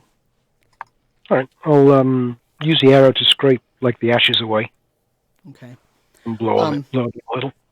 As you pull it out, you see a bracelet made of iron, and it has some very small spikes facing inward, and it has the symbol of Narrheit etched onto the outside of it. All right, I'll just throw to the ground towards the middle and say, "Look what I found." Guess this is not dwarven. Do I find anything else? You find lots of small, dried, preserved pieces of what probably were humanoids. It's pretty clear to you after just looking at this for a few minutes that these were probably some sort of funerary containers where if they did a mummification or an embalming, they might take some of the organs out and preserve them in a certain way. and that is Gotcha. that's what that is. She turns away in disgust. Do these urns happen to look anything like the ones we found in the, I guess, down below the shrine to Narrheit that we found? And they look nothing like it. Those urns that you found down below the shrine were very large and had lots more ash in them. These are very small containers. Okay. There's probably not a container on these shelves that was larger than a cup like this, right? Like a standard modern coffee cup size is, Any some symbols of on them are different shapes. Some of them are taller and more narrow, and some of them are wider and flatter and whatnot. They're not all exactly uniform, but none of them hold very much. Do they have any markings or symbols upon them? Almost all of them have some kind of. Most of them are made of pottery, and they have something pressed, some kind of symbol pressed into them. Yes.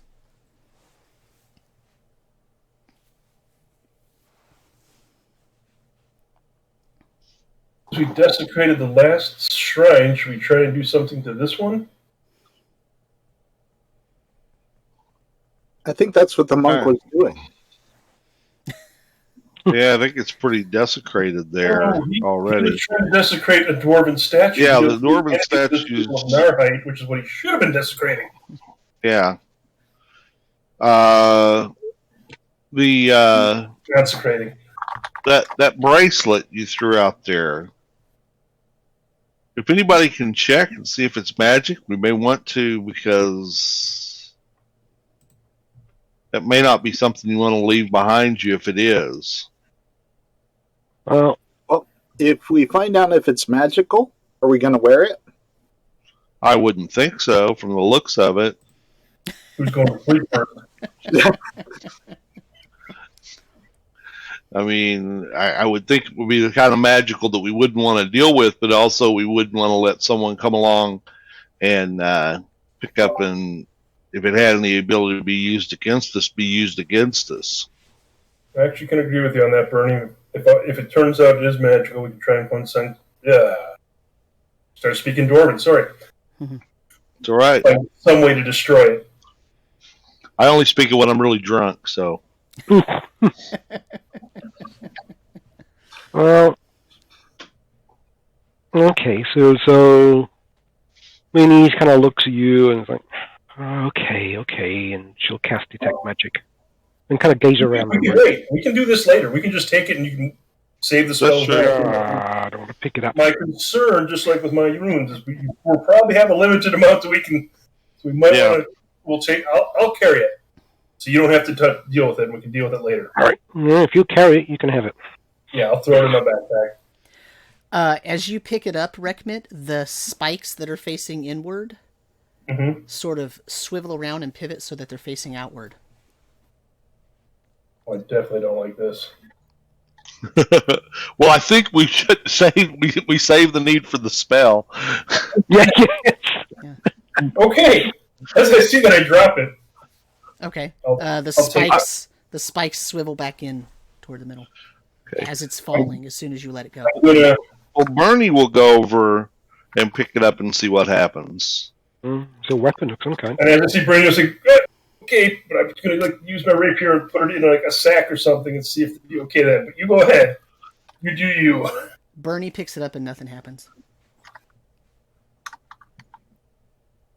And I just have Likes you. Bernie, hand it to me. Let's see what happens. I'll hand it gently over to him. As soon as Rekmit touches it, the spikes turn to the outside. Ah! It seems like a weapon. It must have good taste. Okay, I'll take. I've got a small bag in my backpack. I'll dig that out. Yeah, let's have you carry it. And put it in one of those bags and roll it up and put it in my backpack. Okay. It's a dwarf detector. Could be. I'm not risking that it wants my blood. So did Bert open the door to the west? Yeah, I was going to go ahead and try and open this door to the west here. Leonie's will move over now. She's disgusted with the shelves. Jake, can I borrow your crowbar? Do I have a crowbar? I think you did. Thought I borrowed it from you before. The If he Bert's doesn't, I opening, think I do. Bert's opening the door to the west. Is that what you said? To the west, yeah. Okay. I tried checking it for traps and I got a 1, so pretty confident it's not trapped. Yeah, it's not. Of course not. Are you kidding? Of course not, yeah. So the door opens into a 10-foot by 10-foot hallway leading to the west, and there is a set of doors on the other end of the hallway. See? Do you want to do it this way, or do you want to check the north? Yeah, might as well. Then we'll know what's there. While they're doing that, I'm stealing somebody's crowbar, and I'm going to start trying to deface this symbol of Narrheit. If you ask for Leonese, tosses you her crowbar. Oh, thank you very much. And I start just scraping and whacking at it. Okay. Can't stand this in my dwarven area. Roll me a strength check. Oh, this will be funny.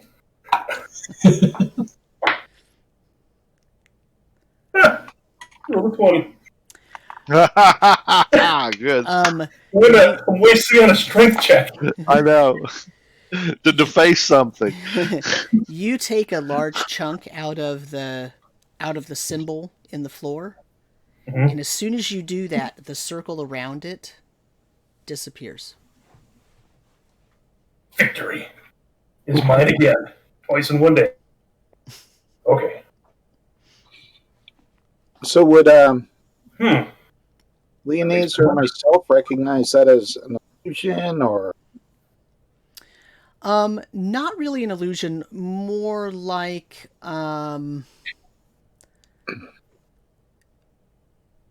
Like a glyph or a ward? say that again? Like a glyph or a ward or something Yeah, like that? more like a ward, but just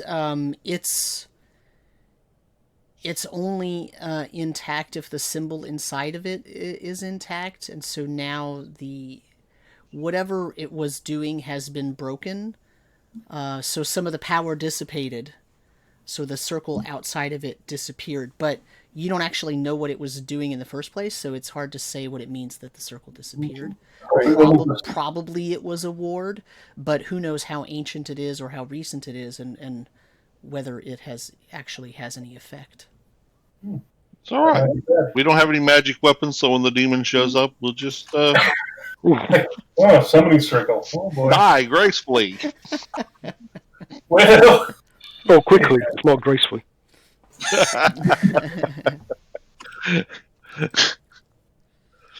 Cinematically, baby. All right, so Bert will go ahead and open up these northern doors. I got a 5 to check for traps again, so again, confident they're not. Those Trust are in my locked. guy. I'm up there close, ready to help him. I'll go ahead and try to open them. Okay, go ahead and make me a lockpick roll. Ooh. Doors. Oh, actually, that's 18? 18 altogether? You are really confident that if this was a regular lock, you would have opened it very easily. But so there must be something about this lock that does not allow it to open. Call Leonese or Jake and let him know that I think there's something magical about this For lock. Bert. Bert, you rolled a 16.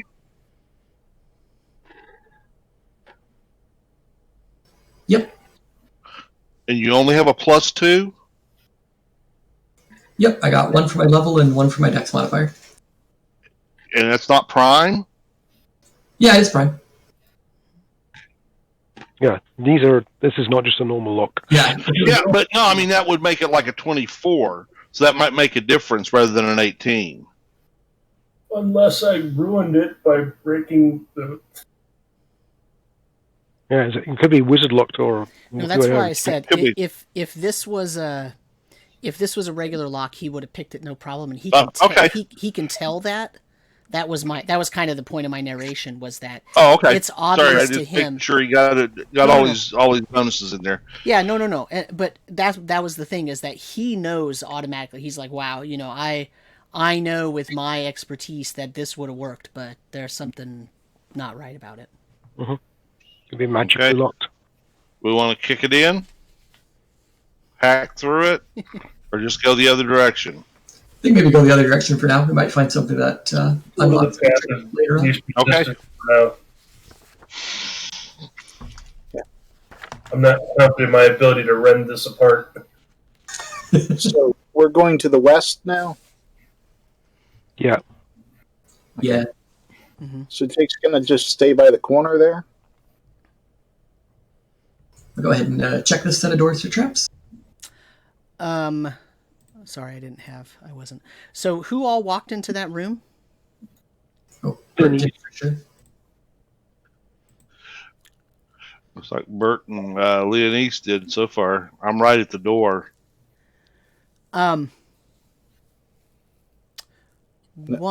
don't Bert give me a let me see here.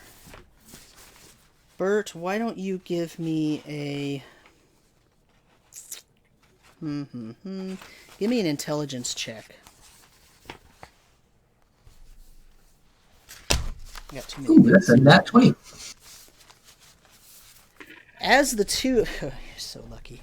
As the two of you are walking into that room, you take a step and the hair on the back of your neck raises up, and you instinctively know there's something there, and you block Leonise from walking any further, and you step back, and you look on the ground, and there is the definite outline of a pit trap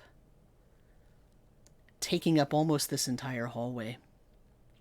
Ooh. Alright, I got your back, Leonise. No worries.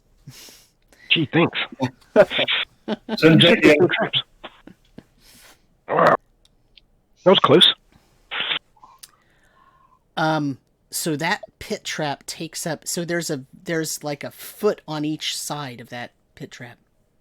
So it takes up almost the entire space. Okay.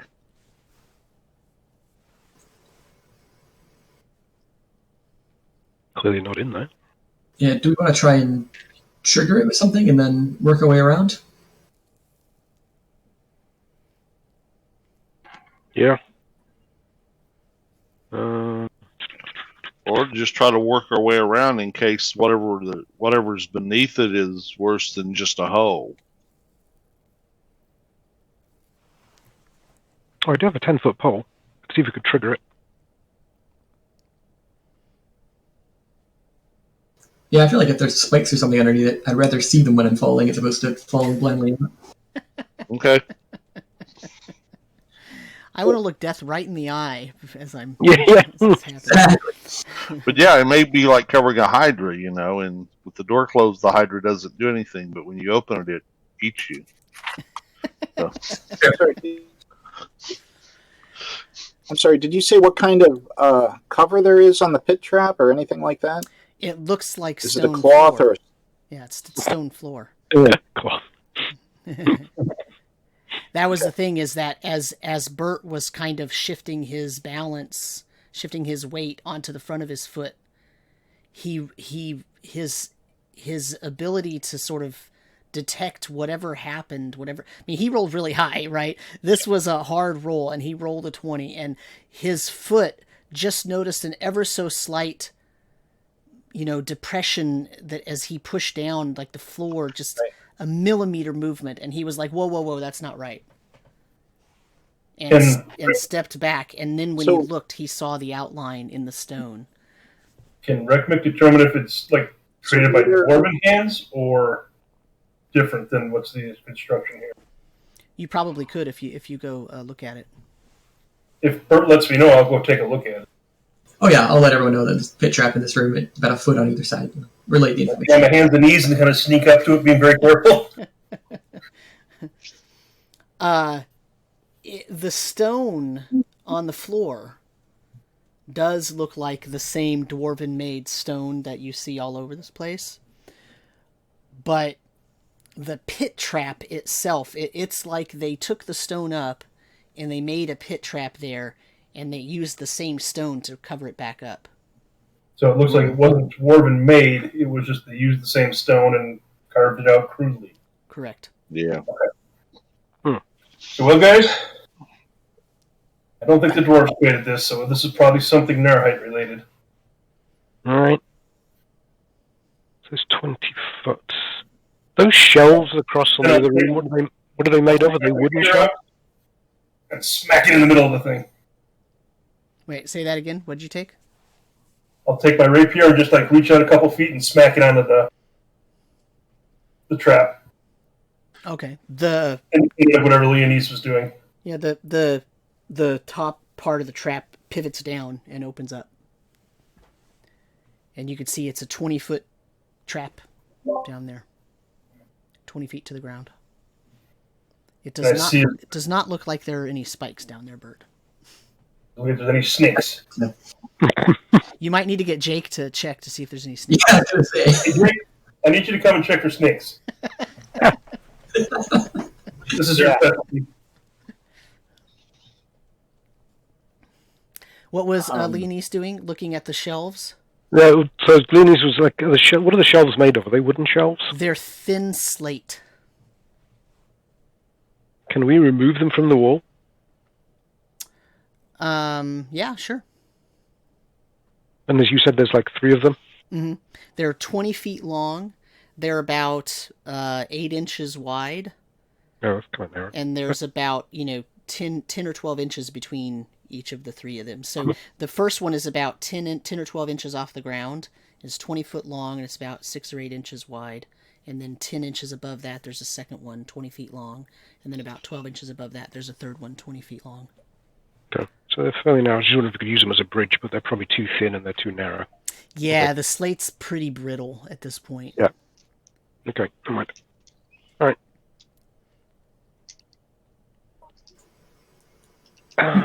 Just try shimmying across. There's 1 foot on either side, right? Yeah. Yeah, there's a foot on either side. Bert can easily get across, and anybody going slow enough, I mean, Zeno can easily get across. He could probably jump across with no problem, but going slow enough, any of you could make it across. The danger is if you need to retreat quickly, or if somebody needs to do it quickly rather than take your time. Taking your time, no problem. So we don't know if those doors are trapped or locked yet, so... Right. Yeah, I say I'll go ahead first and give it a check. Here's a Hey, rope. maybe we put a rope on him? Yeah. Yeah, okay, I'll take a rope again, yeah. Just get the same side again. Okay. Jake starts figuring out geometry.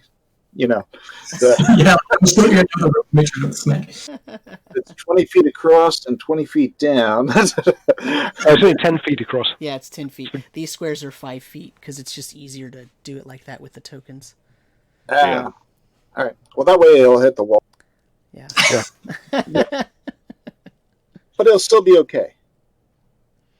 All right, I got 11 to check for traps. Okay. You don't find anything. And then, are they locked? They are not. Do we want to have does anyone else have a bow or anything? I think Leonise does. Leonise does. Leonise is ready with her bow, if you're going to open the doors. Yeah, I call back. Sure, everyone's ready, and I'll go ahead and open it up. Okay.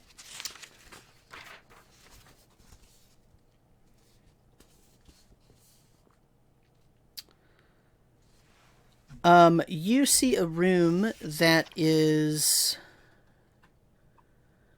20 feet by 30 feet, rectangular. The side that the doors are on is the long edge of that rectangle, and the doors are in the middle. So the room extends up to the north by 10 feet and down to the south by 10 feet, and out in front of you by 30 feet. And in the middle of... Go ahead. You said these are 10-foot squares? These are 5-foot squares. 5-foot squares. Yeah.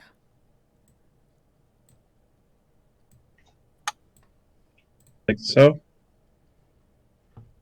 Looks about right. I think so. Yeah, that looks about right.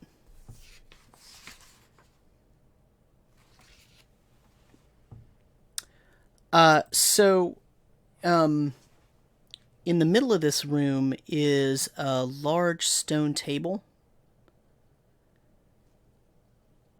The walls themselves have an old carvings on them, like old bas reliefs. I don't know if you pronounce the S, bas reliefs on there. You know, the carved kind of stone facade on the walls of this room, and it looks like it's very degraded, but some pieces of it are pretty intact. On the stone table is a couple of looks like tools, and there's some stains on top of the table, pretty dark stains. In the northeastern corner of the room is a 5-foot by 10-foot cage that has the bars of the cage go from the floor to the ceiling.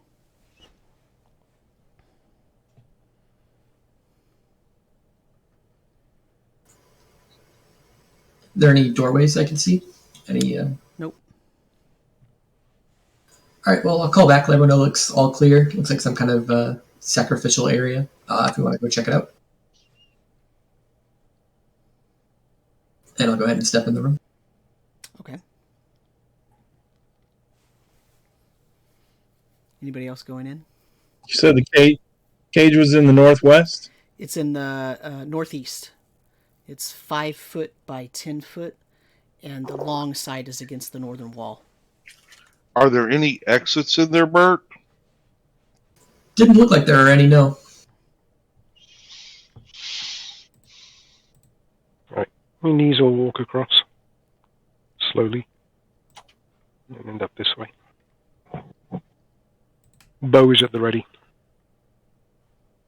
Does she see anything in the cage? Now she's a little closer.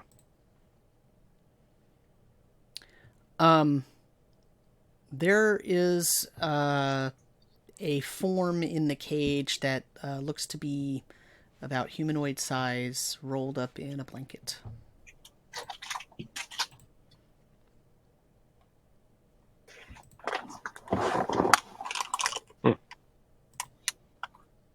Before Reckman heads in, he's going to go back and take our rope that we had and tie it around the statue in the southwest corner.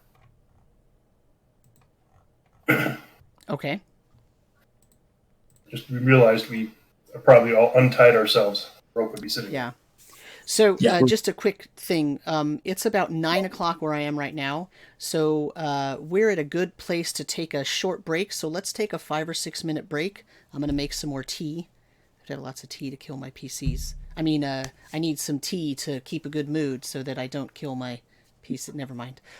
We'll take a break. We'll be back in about 5 or 6 minutes. Stick around. Remember, a little bit, just briefly, shortly later, we're going to be giving away a free PDF of your choice from the Troll Lord Games website. So stick around. We will be right back.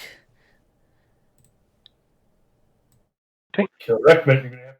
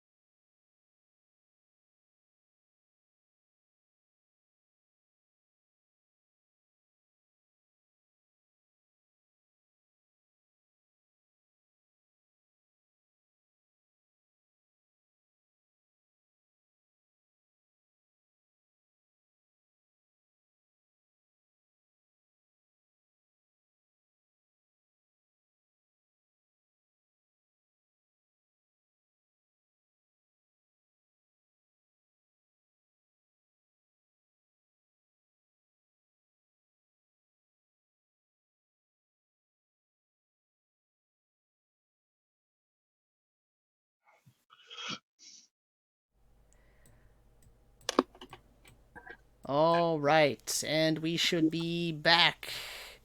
Yes, here we are. Hello, everyone, again, and welcome to back to the Pools of Narrheit.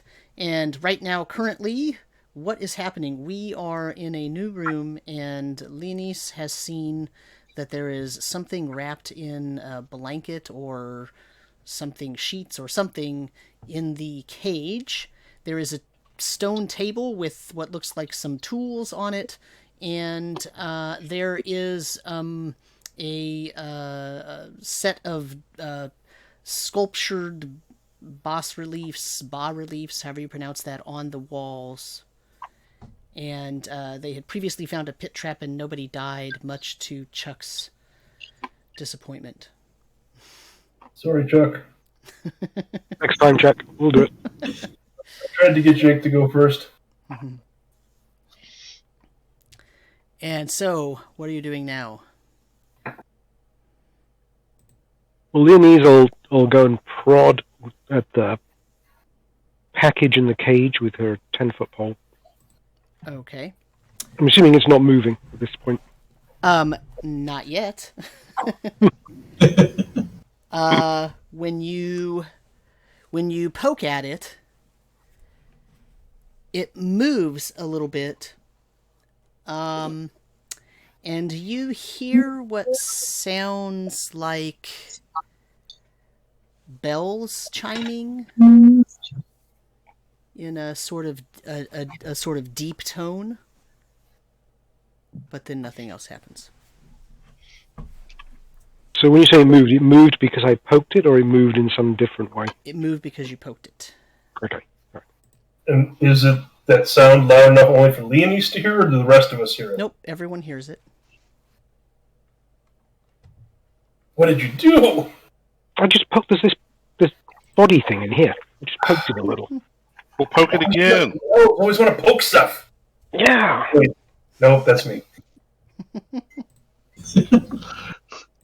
Good job.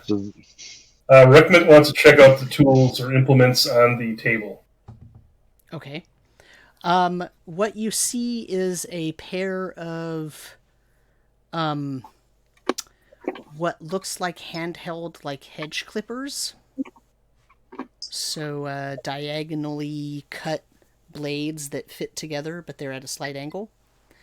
And what amounts to a hammer, sort of meat tenderizing hammer.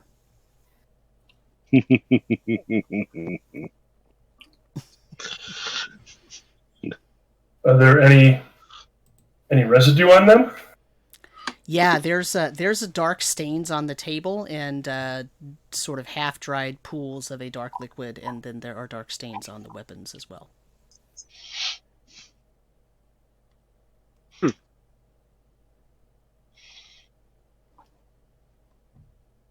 sure I can find a use for hedge clippers, so I'm going to take those and the hammer and shove them in my pack.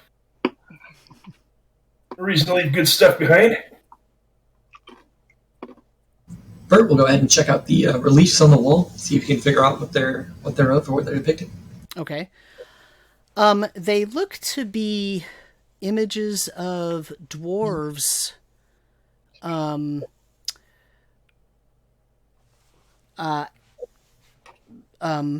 talking to each other and discussing something that's obviously very important, as in, in like a council chamber kind of depiction.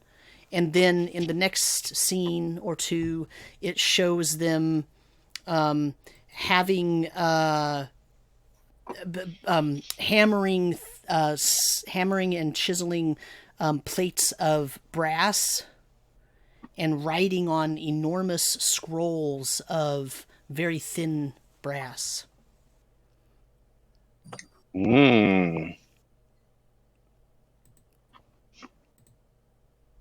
It's funny that trigger anything in Rickman about the language of creation at all? Say that again, sorry. Does that trigger anything, once I get a chance to look at it, anything about the language of creation? Any history with the dwarves that have been writing on there? Yeah, so, the language of creation, when there are certain very powerful words, you can't just write them on any old material because the material can't hold them and it either degrades extremely fast or it disintegrates.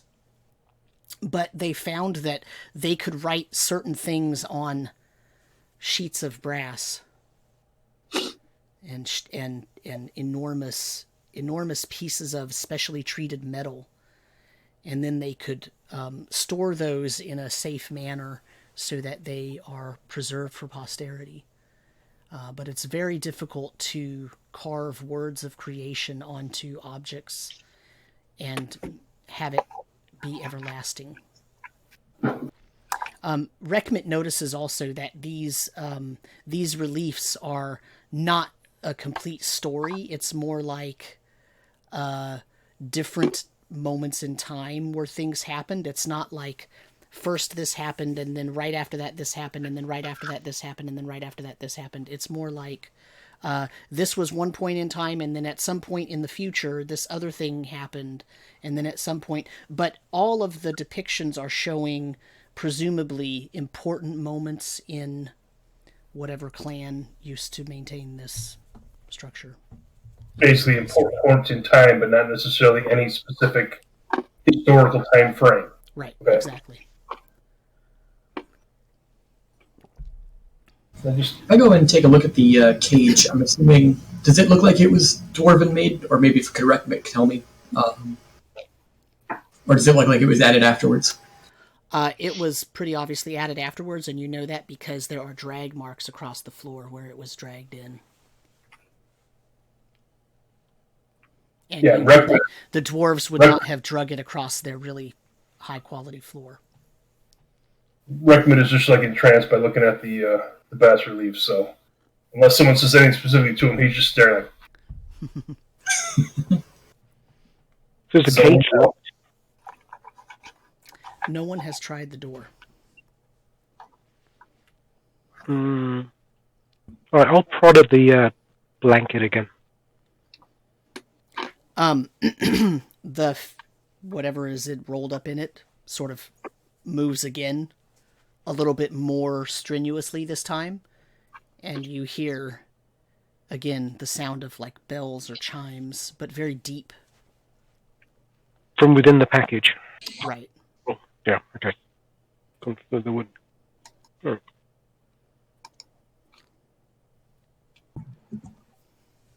Oh, and there's nothing else in the cage? It does not appear so. Alright. Okay. The east turns to Bert. I think this is trapped, but Oh, might also be what I'm here for. Ooh, I got a 19 total to check for traps. You do not find any traps on the cage. So I'll go ahead and try and open it. Is it locked? It is not locked. Well, I take that back. It is locked, but the lock is very old, and you can very easily open it. You don't even need to make a roll. Okay, cool. I'll go ahead and open it up then. As the cage door opens, it makes a loud screeching.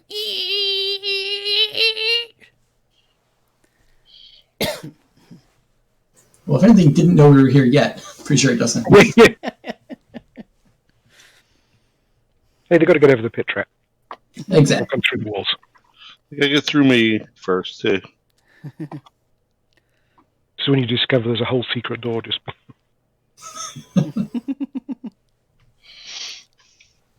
All right, I'll go ahead and go in the cage and kind of unwrap the blanket and see what was under it. Okay. As you start to unwrap it, whatever is wrapped in it sort of tries to hold the blanket closed so that you can't open it. oh,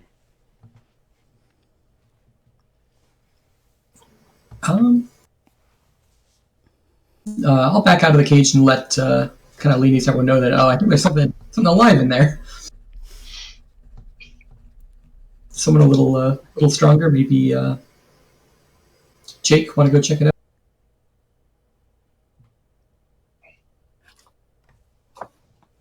You want Jake to check it out? Yeah. Yeah, All the way over here. Yeah. Oh, you haven't come free yet. yeah, we want Jake to check it out. We definitely want Jake checked. I'll call out and say, hey, Jake, you want to come through? Jake, extra carefully, goes around the room, comes over, and he's like, what about it? What is this? Whatever's in the blanket is seems to be trying to. Something's holding it fast. And he's going a little stronger. You're trying to pry it open. And you called me for what? Your great strength. And definitely not your gullibility, of course.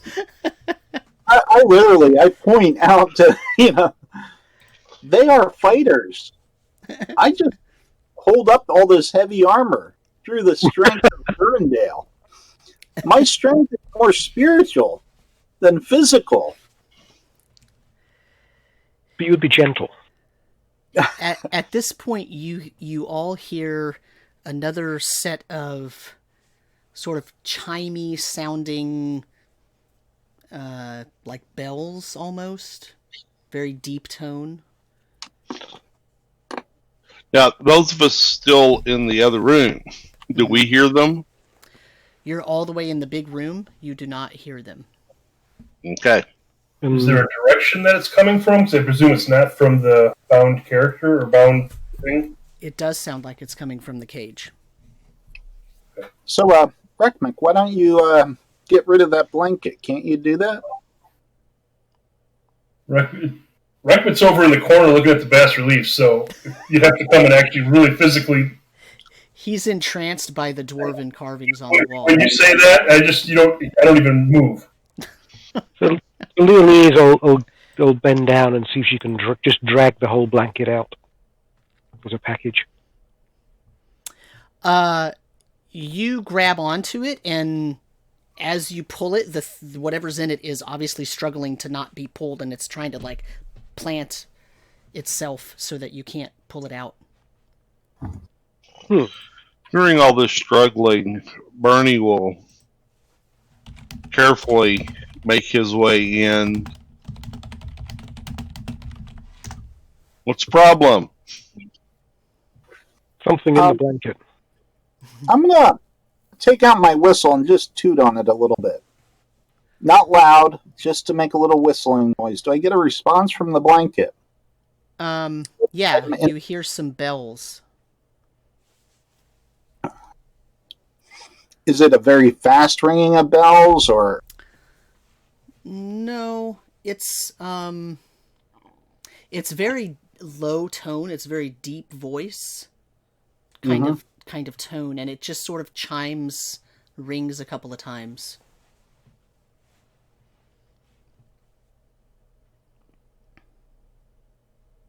Has it been a constant set of chimes, or are they different each time?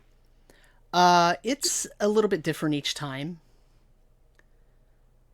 Like, I was trying to determine if it was getting aggravated or, It's hard to tell, but it is becoming clear that it sounds like some sort of language.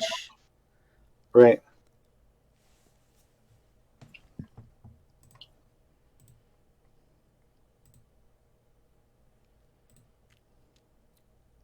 Give me a try. I mean, you can pull him out. It's just that, or it, you don't really know if it's a him or not, but as you started to pull it out, it started struggling and trying to plant itself, so I'm assuming that Leonie stopped. Yeah. But it wasn't actually stopping you from it. Like, it's not strong enough to stop. You could continue to pull it if you want to. Oh, okay. So, well, I stopped momentarily. Because I just want to turn around. It's like, he clearly doesn't want to come out. Yeah. I'll Speak, Bell. talk to it and say, we're not going to harm you. No response. So, I'm going to get Rekmek. And, on my way over there, I'm going to pull out my blanket as well. And I'm like, we need you over here. Over here. Do you just say it verbally to me? Yeah. Okay. No response. He just sits there like,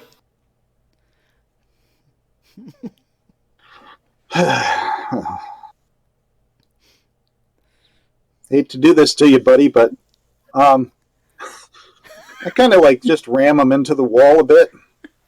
You know. Yeah.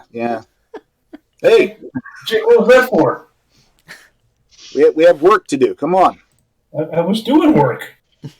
That's playing. Come on. We do real work. Well, During your real work. My real work is something different. Over here. What's in this blanket? Dwarven chest. Blanket. Go to sleep. There's a blanket? Yeah. In your hand, I see something. But Yeah. okay. Oh, what? Oh. Over there with Leonese. Come on. And this will be like the first time Rick would even notices that there was something in a cage or everything in the cage. You're not focusing. Come on. Over with Leonese. Come on. With like a physical effort to take him away from the bas reliefs. He'll follow Jake reticently. Yep, let's go into battle mode. Grab hold of the back of my belt. Come on. You know, as he just in a battle mode, I do get back up behind him. What's going? Do the locomotion over there. All right, so what do you want me to do? So, here's what we're going to do. Can you magically get rid of that blanket? Or what is it? Pretty sure magic isn't my department.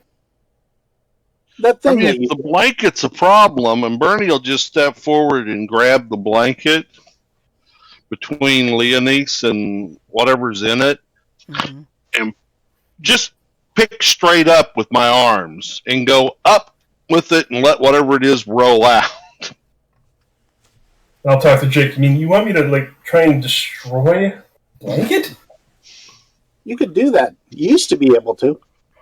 Well, I could, but it just seems. What's the Durandale word for overkill?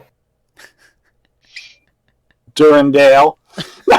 Durandale. Come on. I mean, even by Logan's mighty axe, I think that's a little more than is needed. So as Jake is trying to prod Rekmit over to the cage to do something, Bernie picks up the blanket and basically forces the thing that's in it out. And this is what you see. So let me load this here so I can show the audience as well.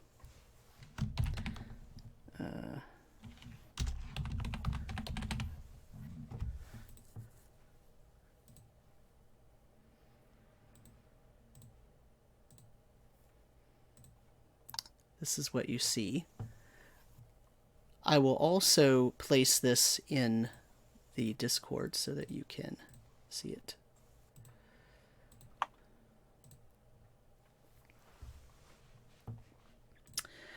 This one is, it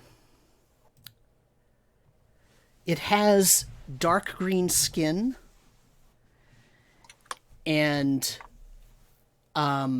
it looks like it's been beat up and basically tortured. It's pretty obvious that you could see that it's been, one of its ears has been clipped off and it has pummeling marks from, big bruises and abrasions and whatnot. Its wings are folded behind it, and they are tied together at the shoulder blade in a way that pulls them so that they are not usable. This thing is about 3.5 feet tall. And as Bernie picks it up and shakes it out of the blanket, it sort of rolls and stands up and it's kind of shocked. And it opens its mouth, and this sort of chimey, deep bell sound comes out. And it's moving its mouth like it's speaking to you, but all you hear is different chimes and bells, and they're very deep. And so I need everyone to, everyone except Leonise, to make me a Constitution saving throw.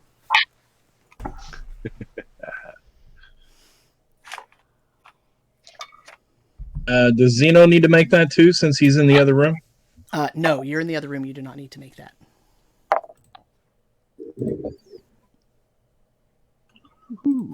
I got a 19 and it's prime.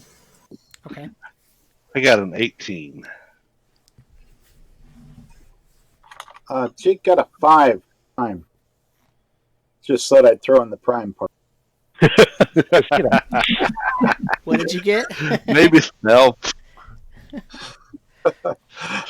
So what did everybody get? Sorry, Rekmit? 14 for Rekmit. Prime or no? No. Okay.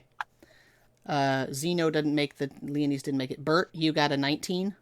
Yeah, 19 and it's prime. Okay. Bernie, what'd you get? I got an 18. Okay. And it's not prime. Okay. And Jake? 5. Jake and Rekmit are still arguing, so they're sort of almost not paying attention, and it takes them by surprise, and they don't really have a chance to settle themselves against the onslaught of beautiful, melodious lullaby music, and both of them immediately go quiet and sink down to the floor, sleeping like babies. Mhm. Well, everyone but Rekmit and Leonise really is kind of a baby. Yeah. Yeah, sleeps like one for sure.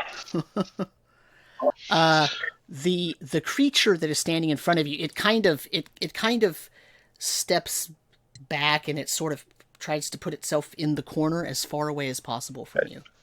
I'm just going to hold my hands up away from my weapons and look at it and say, "Hey, little fella, I don't think you're a bad guy, so we don't mean you any harm. Can't really understand what you're saying, but, be happy to untie your wings and let you get out of here. And I'll move away from the door so he can get out the door if he wants to." What language are you speaking? Just common? Common. Okay. That's the only one I got. All right. The creature doesn't really respond to you. Okay. I didn't figure you would, but at least, trying to let him know, hey, I'm not threatening you. It's worth a try. Yeah. So Leonise will step back and take a backpack off and dig into it for some rations to hand to it. Okay. And she'll run through, while she's doing this, she'll talk to it in different languages. What languages are you running through? So she's going to run through Enochian, Ethram, Sylvan, Draconic, Goblin, and she'll try Dwarf too. You notice that when you speak Sylvan, it turns its head towards you as if it suddenly understands something that you have said. Okay. All right, so then if I notice that, then I'll carry on in Sylvan, and I'll be, say, digging through for some rations to feed it, so I can give to it. Okay. I said, "We mean you no harm. We're exploring what happened to you." It opens its mouth to speak. And again, most of what you hear is a set of bells and chimes and very deep tone. But you can make out about every third word. It's trying to speak to you in Sylvan, but it seems to be it's having a hard time. It's as if its vocal cords aren't really made for forming that sort of language, but it obviously understood you, and the idea that it tries to give you is it's not it's been taken from its home, right? It doesn't live here. This isn't where it belongs. All right, so assuming at some point I find some rations, I'll give it some. But then I'll also, I'm not going to harm you. I'm just going to release your wings. Okay. It will turn and if you say that in Sylvan, it'll turn and let you do that. Yeah. Okay. So I'm going to release its wings and give it some food. Is anybody going to wake up Rekmit and Jake? Yeah, Bert will go over. You're all just going to let them lay there? That's fine. Well, I figured why add to the confusion for it? Why don't we go ahead and wake up Jake and then let Rec make it take a little bit longer of a nap? Hey, if that gives me all my rune slots back, I'm good for it. Can we get any spells back? Yeah, I was going to ask that. That would be good. Yeah, it's not a real restful sleep, let's put it that way. No, I got the bard here with a dwarf. I'm busy sleeping. So, Linus, you take the wing, you take the trappings off the wings, and you could see it sort of tries to move its shoulders a little bit, and it's having a hard time. It's pretty beat up, and it's probably been in here for quite a while. Do we want to try casting a healing spell on it, Jake? Do we have one? I thought about it, yeah. We only have one Right. day. He's thought about asleep. that. That's fair. He's not thinking about anything right now. He's like, Hold on. Oh, I If thought Jake I was awake. spell, I will definitely wake up. If I'm awake, I will cast a Cure Light Wounds on it. Yeah, we'll wake you up. No, you don't have to wake me up. As soon as I hear him actually casting a healing spell, I wake up. It's a miracle.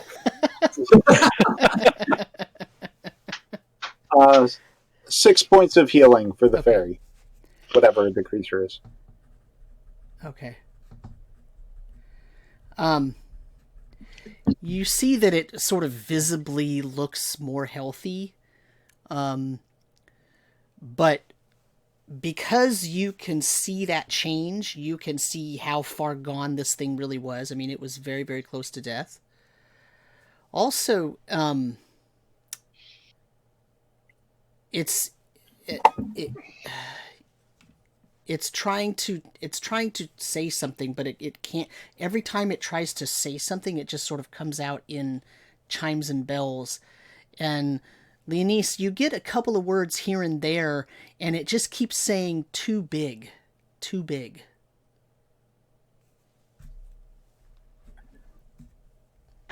I'll speak to it again in Soul and go, what's too big? It points to itself. Oh. You should be smaller. It nods. And it sort of moves its hands, and it makes its hands go down to about, 6 or 8 inches. Yeah, okay, that makes much more sense. All right.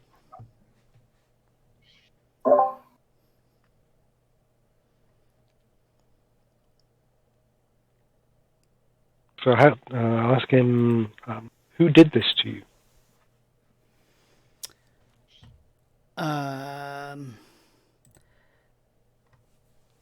Basically, it again, it has a hard time communicating, but basically the thought that it's trying to get across to you is some people captured it and made it grow real big. Is Leonise, are you indicating anything that you're saying back and forth? Yeah. As this comes through, I'm kind of giving you translation. I'll say, Leonise, show it the symbol of Narrheit and see if that's what did it.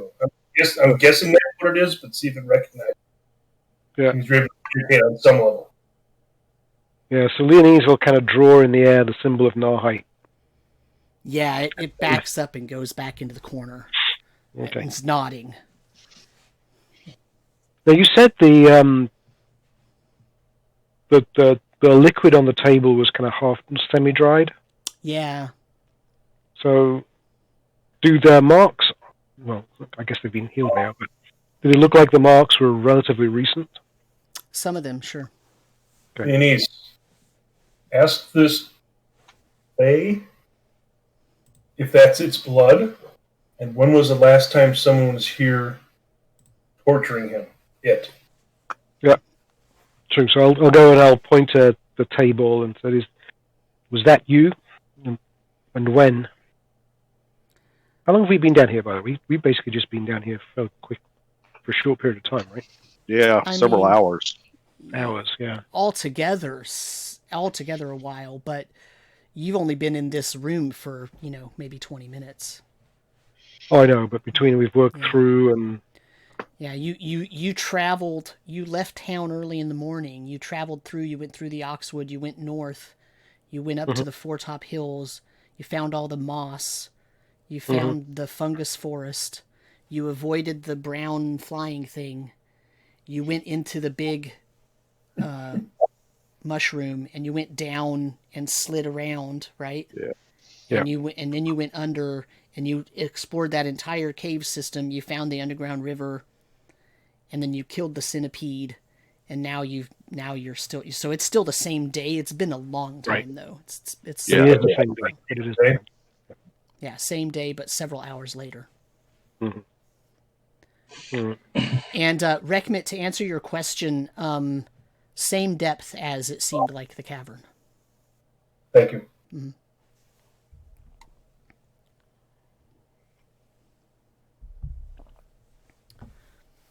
All right, I will. So I'll explain this. So if in case anybody missed from his closing the hand and pointing, it's like, okay, he's being enlarged and tortured by definitely Narrheit or some followers of Narrheit, but he should be much smaller, like 6 inches. Is there any way to find out when? I don't know how to do time, but how long? Right. That was. I did not ask that question. You're right. So, And was it dark in here before? What do you mean dark? I mean, No light source? yeah, there's no light. I mean, his wings shine, but other than that, there's no light source. Okay. So he would have no clue of time anyway. Right. He has not been outside. He's been in captive, so.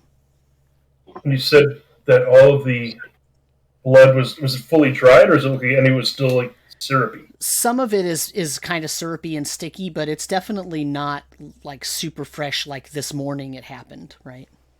yeah, that's what I'm trying to work out. It's like we've been down here for a while. for a while. 4 or 5 hours. Yeah. Yeah. But what I'm concerned about is when we went through that mist, it's almost like time was different. Mm-hmm. Yeah. Necessarily different. And I don't perceive that we changed depth, but that doesn't mean we're still in the same place, because I can't tell. Right. Yeah. And I know this is a dwarven structure, but it seems like this is a after the Winterdark structure, but it was subverted by the whatever this cult of Narrheit that seems to exist here. And this whole area was filled with. So it's obviously very old. Yes. Very, very, very, very old. At the very least, this post-mist is very ancient. Mm-hmm. But That's the why people. they have to destroy or work, deface those statues, because I don't think those have anything to do with Narrheit itself. Mm-mm. So the one question that Lindy's will look at you and go, so were the dwarves that were frozen pre the green mist were the same period as this place? Samuel was able to tell if there was a So difference in time.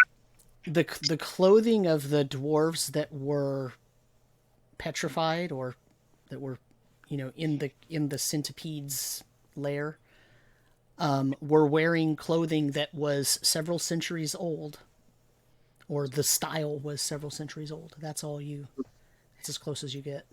And what I'll say is, okay, so Linnaeus, from what I can tell, I think the garb of those petrified dwarves was during the Winterdark. I don't know how far ago, but what it looks like in the statues is pre-Winter's Dark, so that's well over an eon ago. Okay. So those words out there were during the big calamity that we had. So there are different time frames. That much I can tell. We are different. Okay.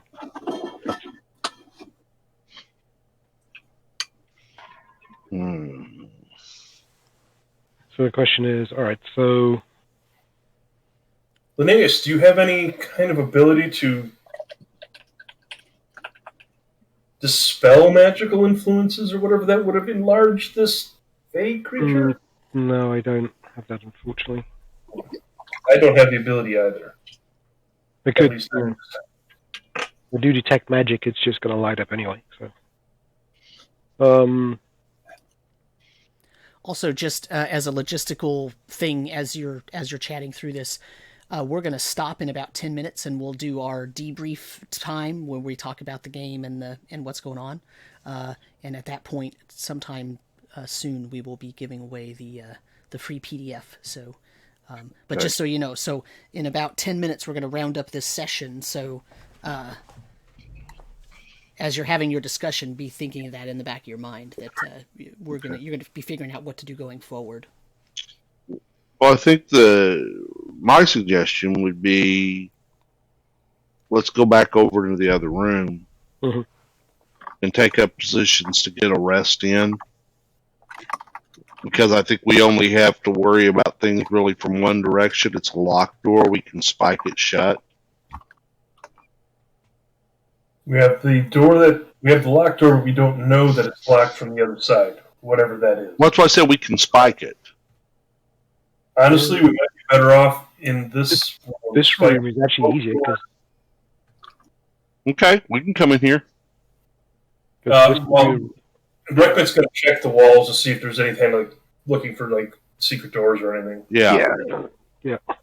Okay. And then I would suggest that we offer this creature that, where we can show them down towards the green fog if they want to take themselves out and try to get out, or they're welcome to come with us. I was going to ask him if he knows anything, so I'll ask. So, creatures, if he remembers how he was brought here. I'm assuming it's a he, just from the picture.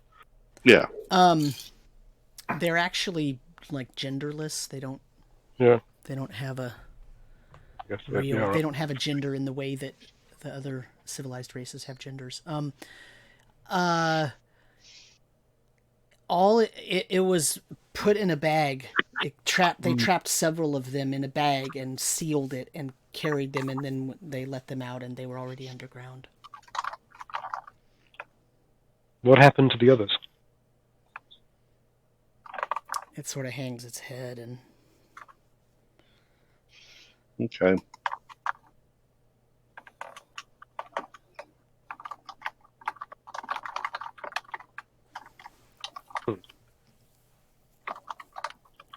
Well, I'll explain to in Sylvan that we're planning to rest up here in this room. You're free to go if you want. We can show you a way out. I don't know if it takes you where you came from. It nods. It wants to know the way out, for sure. Okay. So I'll lead it across the passage. But before, as we get into the other room, I'll ask him, and I'll point to those doors and ask him if he knows anything about those doors. And also find out if you can determine from whence it hails, where it came from. Yeah, good point. Yeah. So I'll also ask him where do you come from? It tells you it comes from the. I gotta look at my map. It tells you the DM has to look at his map. The CK, I guess, has to look at his map. Excellent. Look, I said DM for like 20 years. You're not going to break me. I know. I know. I have the same problem. I have exactly the same problem. We did the same thing. Are we going to play D&D tonight? Yeah. Yeah, right. Yep. It says it hails from the Great Hollow Forest. But Leonese looks around at everybody. Does anybody know the Hollow Forest? Rekmit does. Oh, that's good. So at least we know in the right area. But what I have to- Rekmit also knows is that the Hollow Forest, the Hollow Woods, is not a great forest anymore. The Hollow Forest is relatively small now.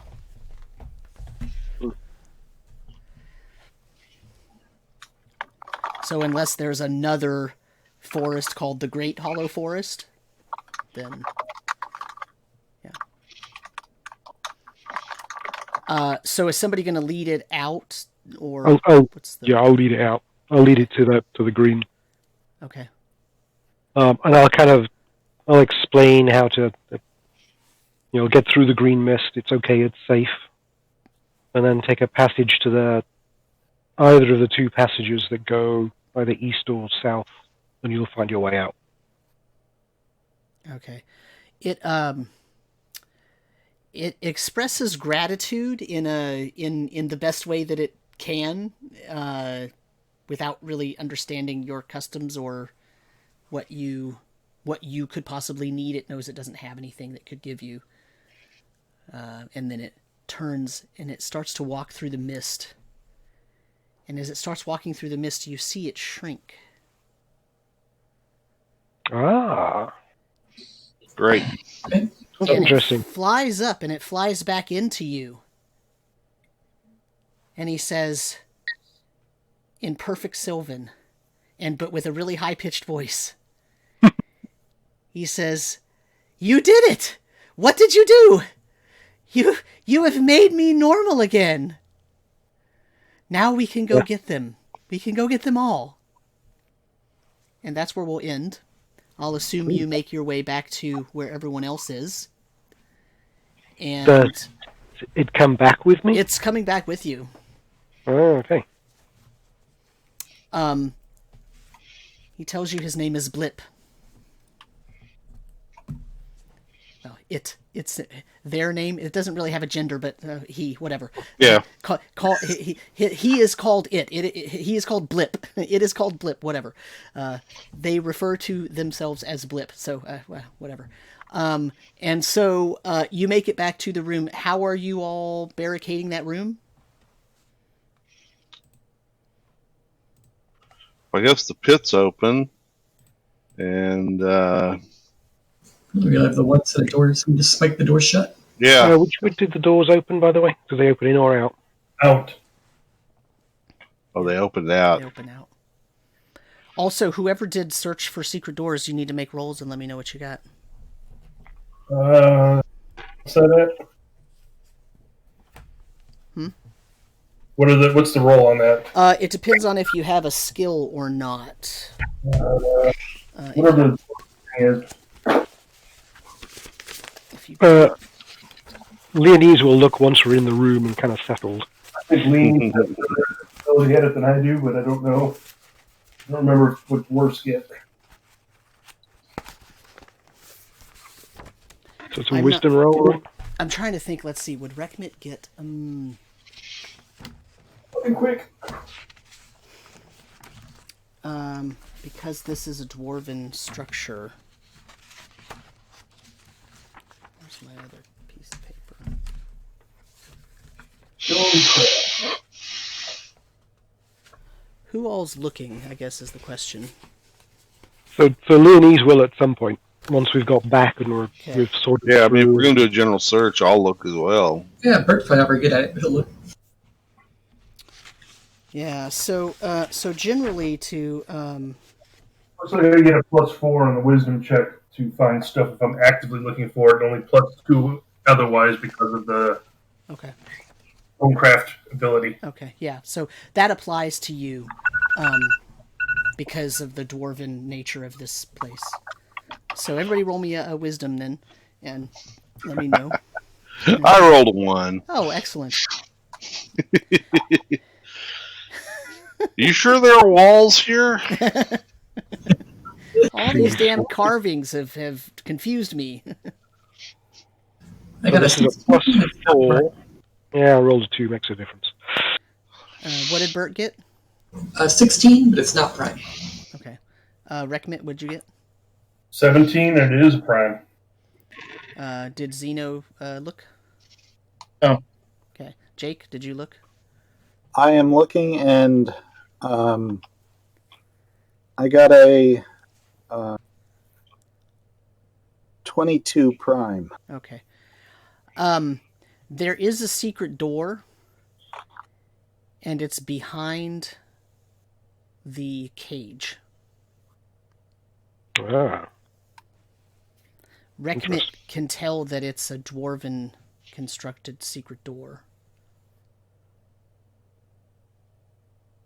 So it looks And like whoever drug that cage in here probably didn't know the secret door was there.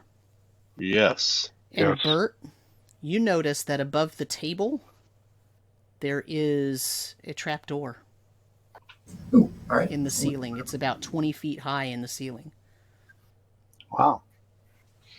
Okay, we might not want to stay in this room either. Yeah. Yeah, I'm not sure about this one. Though. So we're going to want to block either one set of these doors, the south doors, somehow the locked doors, just to make sure they don't open to us, and then maybe rest. Yeah, I'm not sure a secret door and a trap door. Well, secret door I'm less worried about, but the trap door, right? Yeah, the secret door has a cage in front of it. That's not that big a deal. But the trapdoor, we don't really have any way of. Right. Can't protect against that. Right. Spikes. Yeah, you could spike it closed. You'd have to make a human pyramid to get somebody up there to spike it closed. But it is possible. It's not hidden. It's just that nobody ever looked up there until That's you probably better search than it. put spikes on the table so they fall on it. You could do that. Just light a big fire directly underneath it. Yeah. Well, all right. So we could make this so it's only one entrance, and there is a pit trap in front of it. So maybe that room is still the best room if we can manage to spike the trap door. Fair enough, and we'll set watches anyways. So Yeah. Yeah. I mean, Yeah, it's just don't want multiple points of entry if possible. did it look like the pit trap had a? Did we ever find a mechanism to turn it back or spring it back? We could look. You could easily reset it because when you opened it, you just opened it with pressure. So Yeah, you we wanna basically reset- triggered it. You didn't. Yeah. So Yeah, so we want to reset that before we go to sleep too, okay. because I want to see stuff fall. Yeah. Like, Okay. So the last thing before we stop then is the order of watch. Who's watching when? Bert will take first watch. Okay. Leonese does need to get some spells back, so it depends on how long we're resting for. I can take first watch. we got 1, 2, 3, 6 of us. Mm-hmm. I mean, if we got multiple spellcasters that need to sleep, I guess I could take second watch, and we could let you guys sleep, and then one or two of you guys could take third watch. I just hate for you to get too tired, though. I mean, we can all take a little extra time. Another couple extra hours is fine. Either way, during my watch, or if I'm watching with someone, I'm going to start sketching out the bas reliefs in my book. Okay. Wait, you're watching. Really? We know how that thing... Watch the bas reliefs and listening. I got my ears up. But you ignore everything you hear when you're looking at those things. Just before. Jake so graciously woke me up as You're welcome. yeah, Okay. thank you. Sir. So let's talk about the game. First thing is, does anybody have any questions or concerns about the game itself, about the way I run the game, about the pace of the game, and all of that stuff? Like comments, questions, things you want to talk about, anything like that? I'm good. Yeah. I feel like we did a little better job keeping it moving this time. We didn't dawdle quite. Yeah. I would turn that question back to you as the CK. Do you think we're being overly cautious, or do you think we're subverting the ability to move it forward fast enough? Because I think we feel okay with it, but what is your feeling on it? Yeah. I mean, the pace is fine with me. I'm really actually I was spurred to kind of ask that question because in the TLG Discord this week there was a conversation about pacing and the rate of advancement more so than actual pacing during each individual session. And so, at the end of... So I probably didn't tell you what your session 4 XP was because you haven't gone back to town, right? Since you began this exploration in session 4, now it's session 5. And so you didn't get your session 4 experience yet, but the rate of advancement is very slow, right? In CNC, at least the way I run it, it's relatively slow because right now we're on session 5, and the total, I think the total that you've gotten is roughly 800, other than Bernie, who's only been here 2 sessions, but everyone else has only really gotten about 800 experience after 5 sessions, after 4 or 5 sessions. And so there was this whole conversation about that, and it got me thinking about, well, so, there's 2 ways to think about pacing when you're thinking about an RPG, right? There's the pacing in the session and what's happening in the session and within the sort of story arc that's being run. And then there's the pacing overall of what people are doing in the campaign and how do you have level ups occur and how frequent is that? And so I'm kind of asking about that too, about how you feel about that, because I want to make sure that not only is the per session or within session pace a decent pace, and also I want to make sure that the advancement pace, right, is a decent pace for you. I'm okay with slow advancement, but I'm the CK. I'm not a player, so that's not that doesn't really, my that doesn't count at this point, right? So what are your thoughts on that? So I was thinking about that last time when you gave the XP out, because it was like 100 or something. It was relatively light. And then, but that really only matters as long as the encounters... It's one of those things, it's the balance of the encounters. Right? That used to playing, original and BX and stuff where, a single hit will kill you. A little better here, but we're still, anybody with 2 hits and they're probably dead. Right. It's that balance of how long do I have to hang around where 2 hits will kill me. Right. That's the problem. So as long as it's reasonably balanced, and again, there's always a chance of death. So that's not the issue. It's just, does that get pushed out too far? Because the XP seemed, well, I guess we haven't found that much, but we have found some spells and some scrolls. So it depends on how you're doing the XP. Right? There are different ways. Yeah. So the way I do XP, just so that you know, is I keep track of every creature that's defeated, and that includes creatures that you didn't necessarily fight. So, for example, the brown flying things that you avoided last time, you got XP for that, right? Because you saw it, you assessed the danger, you decided not to engage with it. So I gave you the XP. If you happen to meet it when you come out and fight it, you don't get extra XP. You'll still get that same XP, right? So maybe I should have told you that part. But anyway, so you get XP for every defeated creature, right? Whether you fight it or kill it or whatever, right? Overcoming that challenge in some way that related to that creature gives you the full XP of those creatures, okay? You also get XP for GP, so any gold, gems, whatever, the value of those things is worth experience, okay? And so you get that. And then equipment that you find that you take back to town and sell, you get the experience point value of the gold value of that. Magical things that you find and keep, you don't get experience for, because the value of them is in the owning of them and using of them. So if you go sell them, if you find a way to offload them somehow, or you donate them, or you do something with them so that you're not using them, then you get XP for them because you get the XP that you would be losing by not using them, right? But if it's like, if you were to find a magic weapon, you don't get XP for the magic weapon. you just get the magic weapon and you're using it. If you end up turning around and selling it, you then get XP for that sale price.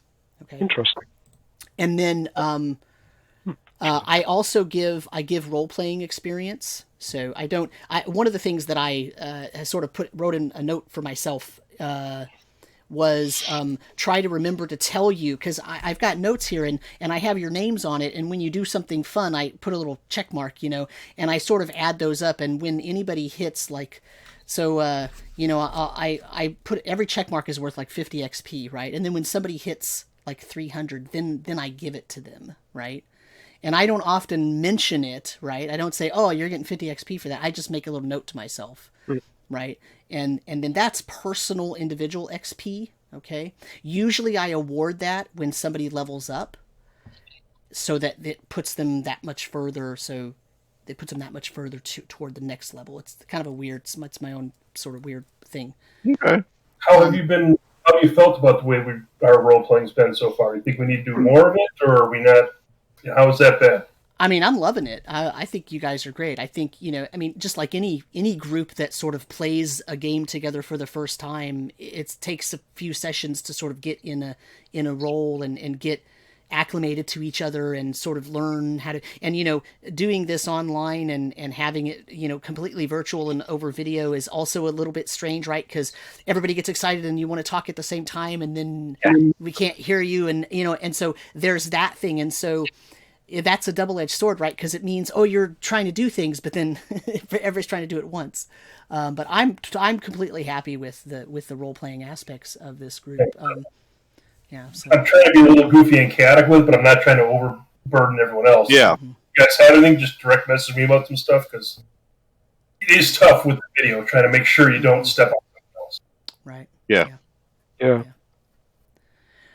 So anyway, with that XP, then I take that big parcel, not the individual XP, but all the X stuff, and then I split it per person, right? It's per PC. So for the first 3 sessions, there were 5 PCs, and so all of the XP. I also give story. So when you hit certain milestones, I give little XP bundles for that, and so when you, so then I split it per PC that was at that session. So the first 3 sessions had 5 players, right? 5 PCs. So I split that by 5. The fourth one had 6 players, so I split it by 6. Tonight's will have 6 players, so I split it by 6. So. And we didn't get the XP in the last session, right? You did not get the XP yet. You have to get back to town to get that. Yeah. That's the other thing. So I'm looking at so we've basically got 4 sessions of XP. You've gotten 3 sessions of XP that I've given you, right? Because I don't. Oh, you're right. I don't think I told you the 4th yet. I haven't calculated. I just didn't tell you. Yeah, no, you're right. That's okay. That's why I'm wrong. Because I was thinking, okay, that's like 150 or so, which seems kind of low. But suddenly, if you get to the 200 and something, then all right, that's kind of reasonable. Yeah. So, the other thing to think about too is, when there's the traditional thing of training when someone levels up, when a PC levels up, and then they have to sort of go off and train, right? Yeah. And so, we might want to have a conversation about how you all want to do that, if you, because I've done that several ways. I've had it where, when a PC levels up, that person, that player meets with me, on Discord or whatever, privately, and we deal with how that happened. And then in the game, that person's gone for a month or a week or whatever, depending on the level, right? And then that PC comes back and they're trained, right? But it's not necessarily done, in a session, right? And I don't necessarily make that PC skip a session, but because in C&C, PCs are going to level at different times, that starts to become like, okay, how do we logistically do this? So that's something that we'll have to talk about as well.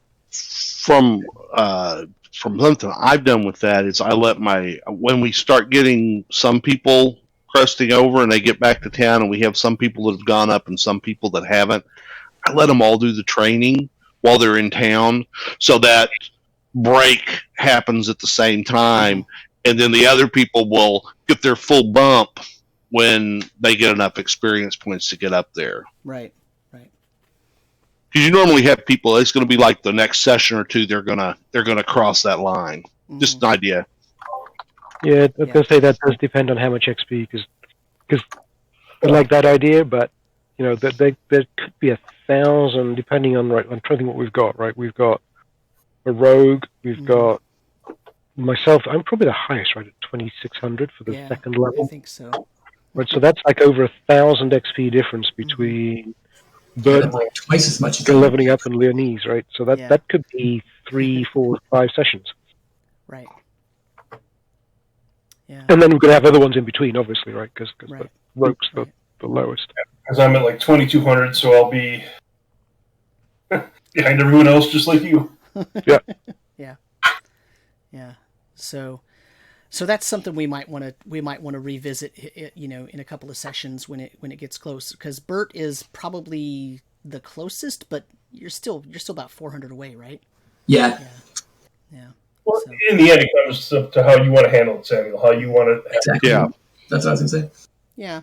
I mean, I'm sort of a traditionalist, right? Like, I'm a player from way back, so I like, stringent requirements about, doing things, but I'm also, well aware that sometimes those things turn out not fun, right? Like, there needs to be some give and take, and there needs to be some player input, to make sure that stays fun for everybody, because I'm in the business of having fun, not in the business of being a taskmaster, right? Yeah. That's right. Like, I don't want Alex to have to sit out a week or two because he's training while we're still getting on with the campaign. Right. Yeah. So does that mean so if you do that, do we just bring in another character? Right. So that was where I was going next. Was a lot of campaigns that the way we used to do it was when Bert Longfellow is off, meeting a mentor and training, Alex comes in with a new first level character, right? And hangs out with the group.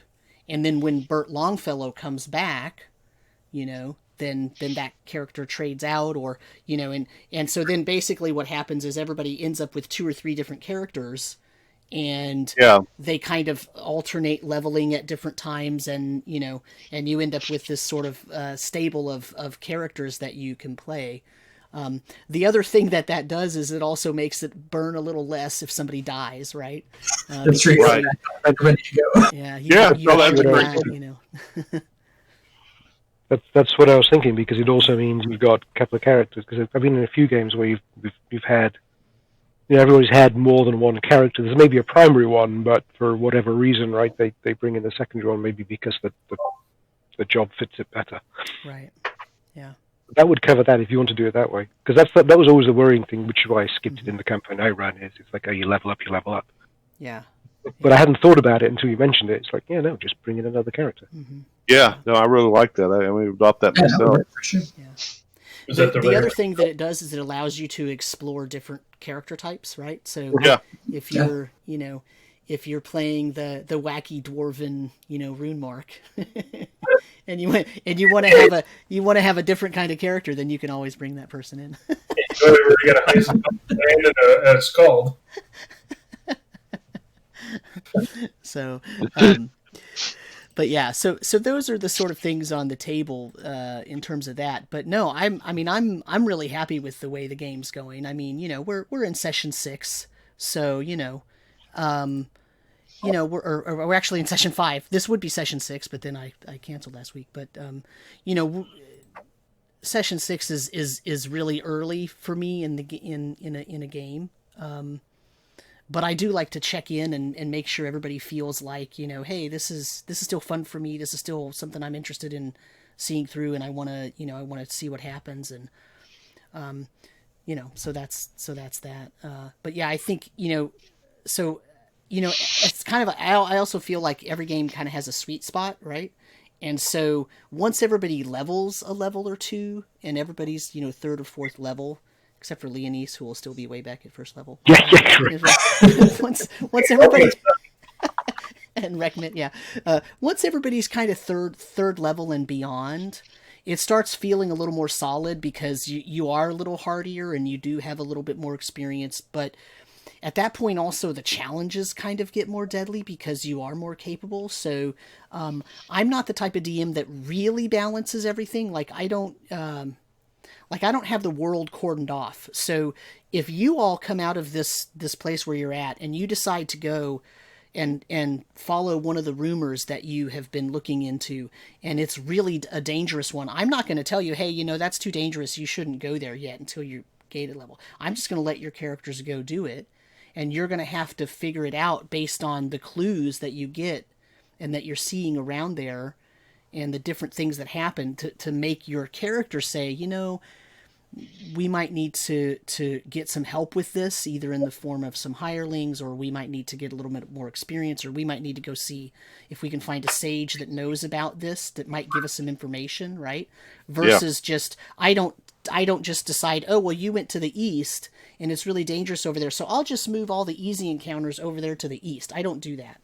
It's a living world. It's all there. There's some dangerous places. And if you just walk in there and try to, you know, manhandle everything and kill it all, well, you might get killed because it's really dangerous. So no, I like the idea that he got away. Say that again. I like the idea that the group needs to know if they're overpowered, they should run away. Right. Yeah. Yeah. Yeah. The other thing I thought is, I think after that first or second session, we really kind of slowed down because we went, oh, we realized that there is mortality to what we're doing. Leonese, or not Leonese, Zeno would have died if I hadn't actually in the, what was it, the not the farm room? With the scarecrow? It's the skeletons, right? Or whichever room it was where I gave him the couple of shieldings and because he took that damage. I think we all went, oh, we need to be a little more careful. We're not as heroic as we thought we were. I never thought it was, but yeah, that skeleton was a tough thing. So that easily could have one-shotted somebody. Yeah. Well, that was the thing is, like you said, you get the third level. Yes, there's more dangers, but right now we can be one-shotted so easily. Yeah. So I've been okay with the pace. I mean, yeah, we'd all have loved to have leveled already, but I mean, you give all the wizards all those darn spells, so it's great. But yeah, real stuff is earned. Kidding. No, I don't have to, but I'm happy to play anyways, just because I haven't played in so dang long. I'm good with whatever you guys want to do. No, I think it's running well. It's called. Just for those listening who might not have their eyes on this, the raffle for the free PDF of your choice from Troller Games web store, it has started, so you can enter yourself in that raffle and win some goodies. Win a nice product, and then you can run a game for me, so I don't have to CK. I'm just kidding. I love CKing. So how small did that Fae actually end up being when he came back? Say that again? The Fae, when he shrank down after going into the green mist, how did he go down to 6 inches or a foot? Yeah, he's like inches, right? he was about 7 inches. Yeah. Okay. Yeah. Got to ask that, sorry. Yep, 7 inches with a really high-pitched voice, but now he can speak more clearly because his vocal cords aren't like overstretched and all the wrong size. And you know, there's the weird thing about the thing about the Fae is, you know, this is a sort of otherworldly creature, right? This isn't like a mortal creature, and so it has its certain place in the world, and it has its certain tasks that it does, and it has a certain way of being. And so despite the torture that occurred to this creature, tying its wings and damaging it or whatever, like, that's probably not the worst thing that happened to it. Probably the worst thing that happened to it was them making it really big, because that took its nature and distorted the entire nature of it. And when you have a sort of otherworldly creature that is Fae-based and you distort the nature of it, usually that makes it start to turn evil and have bad thoughts and become a distorted caricature of the sort of tricksy, happy-go-lucky fey creature that is respectable, right? So there's this sort of element of they were trying to torture it by making it bigger and turning it into something it's not, which is a very horrible thing for a tiny fey creature. So that's where that was going, and now that he's regular size, or now that it's regular size, and it can actually voice itself without just sounding like deep wind chimes. Now, don't get me wrong, when it talks, it still sounds like wind chimes and bells and whatnot, but now it actually can form the language words so that you can hear all of them within the bells and chimes. Right, yeah. And the bells and chimes is just an effect of its really weird vocal cords that are based on fey stuff. This is a creature known as a Pandarine, which is from the Monsters and Treasures of Aird book. That's Aird, right? Yeah. Yep. Yeah, it's an Airdian creature. So yeah, they really by making it larger than it is, they've really distorted it and done a real disservice to this, which is why when it went through and it went back to its regular size, it was so happy, because basically now it's crediting Leonise with rescuing it from its bondage, basically, because that was such a devastating thing for it. And so now it has to like repay that favor. So now it's following you, and it's going to try to do whatever it can to make sure that you are repaid for that great service that you did to it, despite the circumstances, right? Because it was going to become a, distorted, evil, malicious, horrible caricature of what it really should have been. And you rescued it from that. Uh-huh. So sometimes it's good to be kind.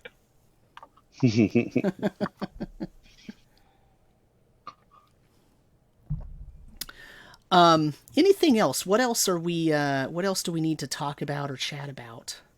Is there anything? I feel like there was something else that came up that we said we would talk about, and I wrote it down, but I don't know where it is on my notes. So, I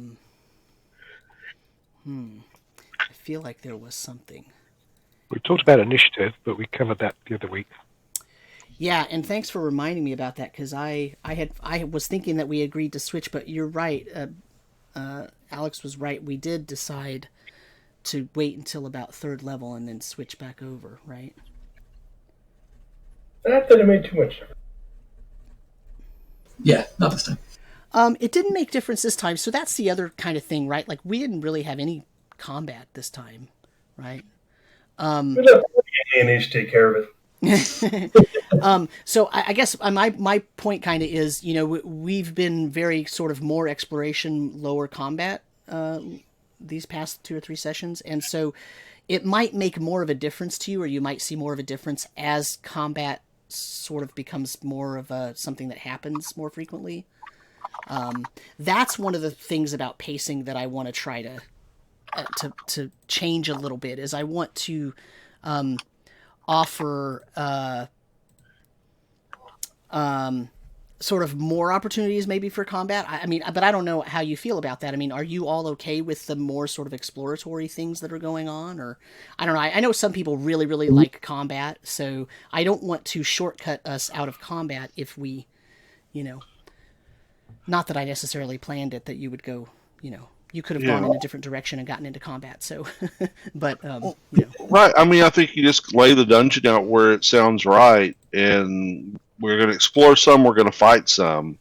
Right. I wouldn't want to force, okay, I've got to just force a fight in here so they get a fight this week. Right. Yeah. I don't necessarily, I mean, that's not really my style either. I don't like to do that, but as I said, I also still want to keep it really fun for everybody. And if one of you is, really thinking, man, I would really like more combats, then please let me know, because I can actually up the, I can switch around how I do things a little bit, that doesn't mean I'm just going to suddenly inundate you with combat and make it more dangerous. I'll just make it more obvious where combats are so that you can make the decision, right? Okay. But I'm assuming you're rolling random encounters at things like rests and stuff. Oh yeah, like that. yeah. Right. So that normally takes care of that. Hey, Alex's dog is wagging his tail, so I think it's good. Everything's good. Yeah. See, she heard her name. Yeah, what's the dog's name?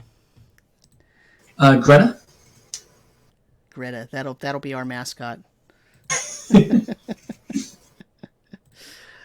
Okay, well, so it looks like we had a winner for the PDF, right? Let's see who won. Who won, Chuck? Who was it? I have to scroll back. Let me see. Oh, it was Retro. Retro Gamer. Retro Gamer Meth Okay. won. Awesome. Oh, excellent. That's good. See, now Retro can tell everybody what a great product he got from the raffle for watching my game. He didn't see it. It's a good thing I announced it. Okay, well, I think that's going to have us wrap up then. So, weather permitting, and permitting me not eating something bad next week, we will play next Wednesday, and we will try to figure out how to get you all out of this place that you are. Well, I guess you're not really stuck here. You could leave anytime. So. Oh, got magical There might rules. be there might be a glyph I need. It might be a glitch you need, yes. Yeah, you need to do some research when you get home.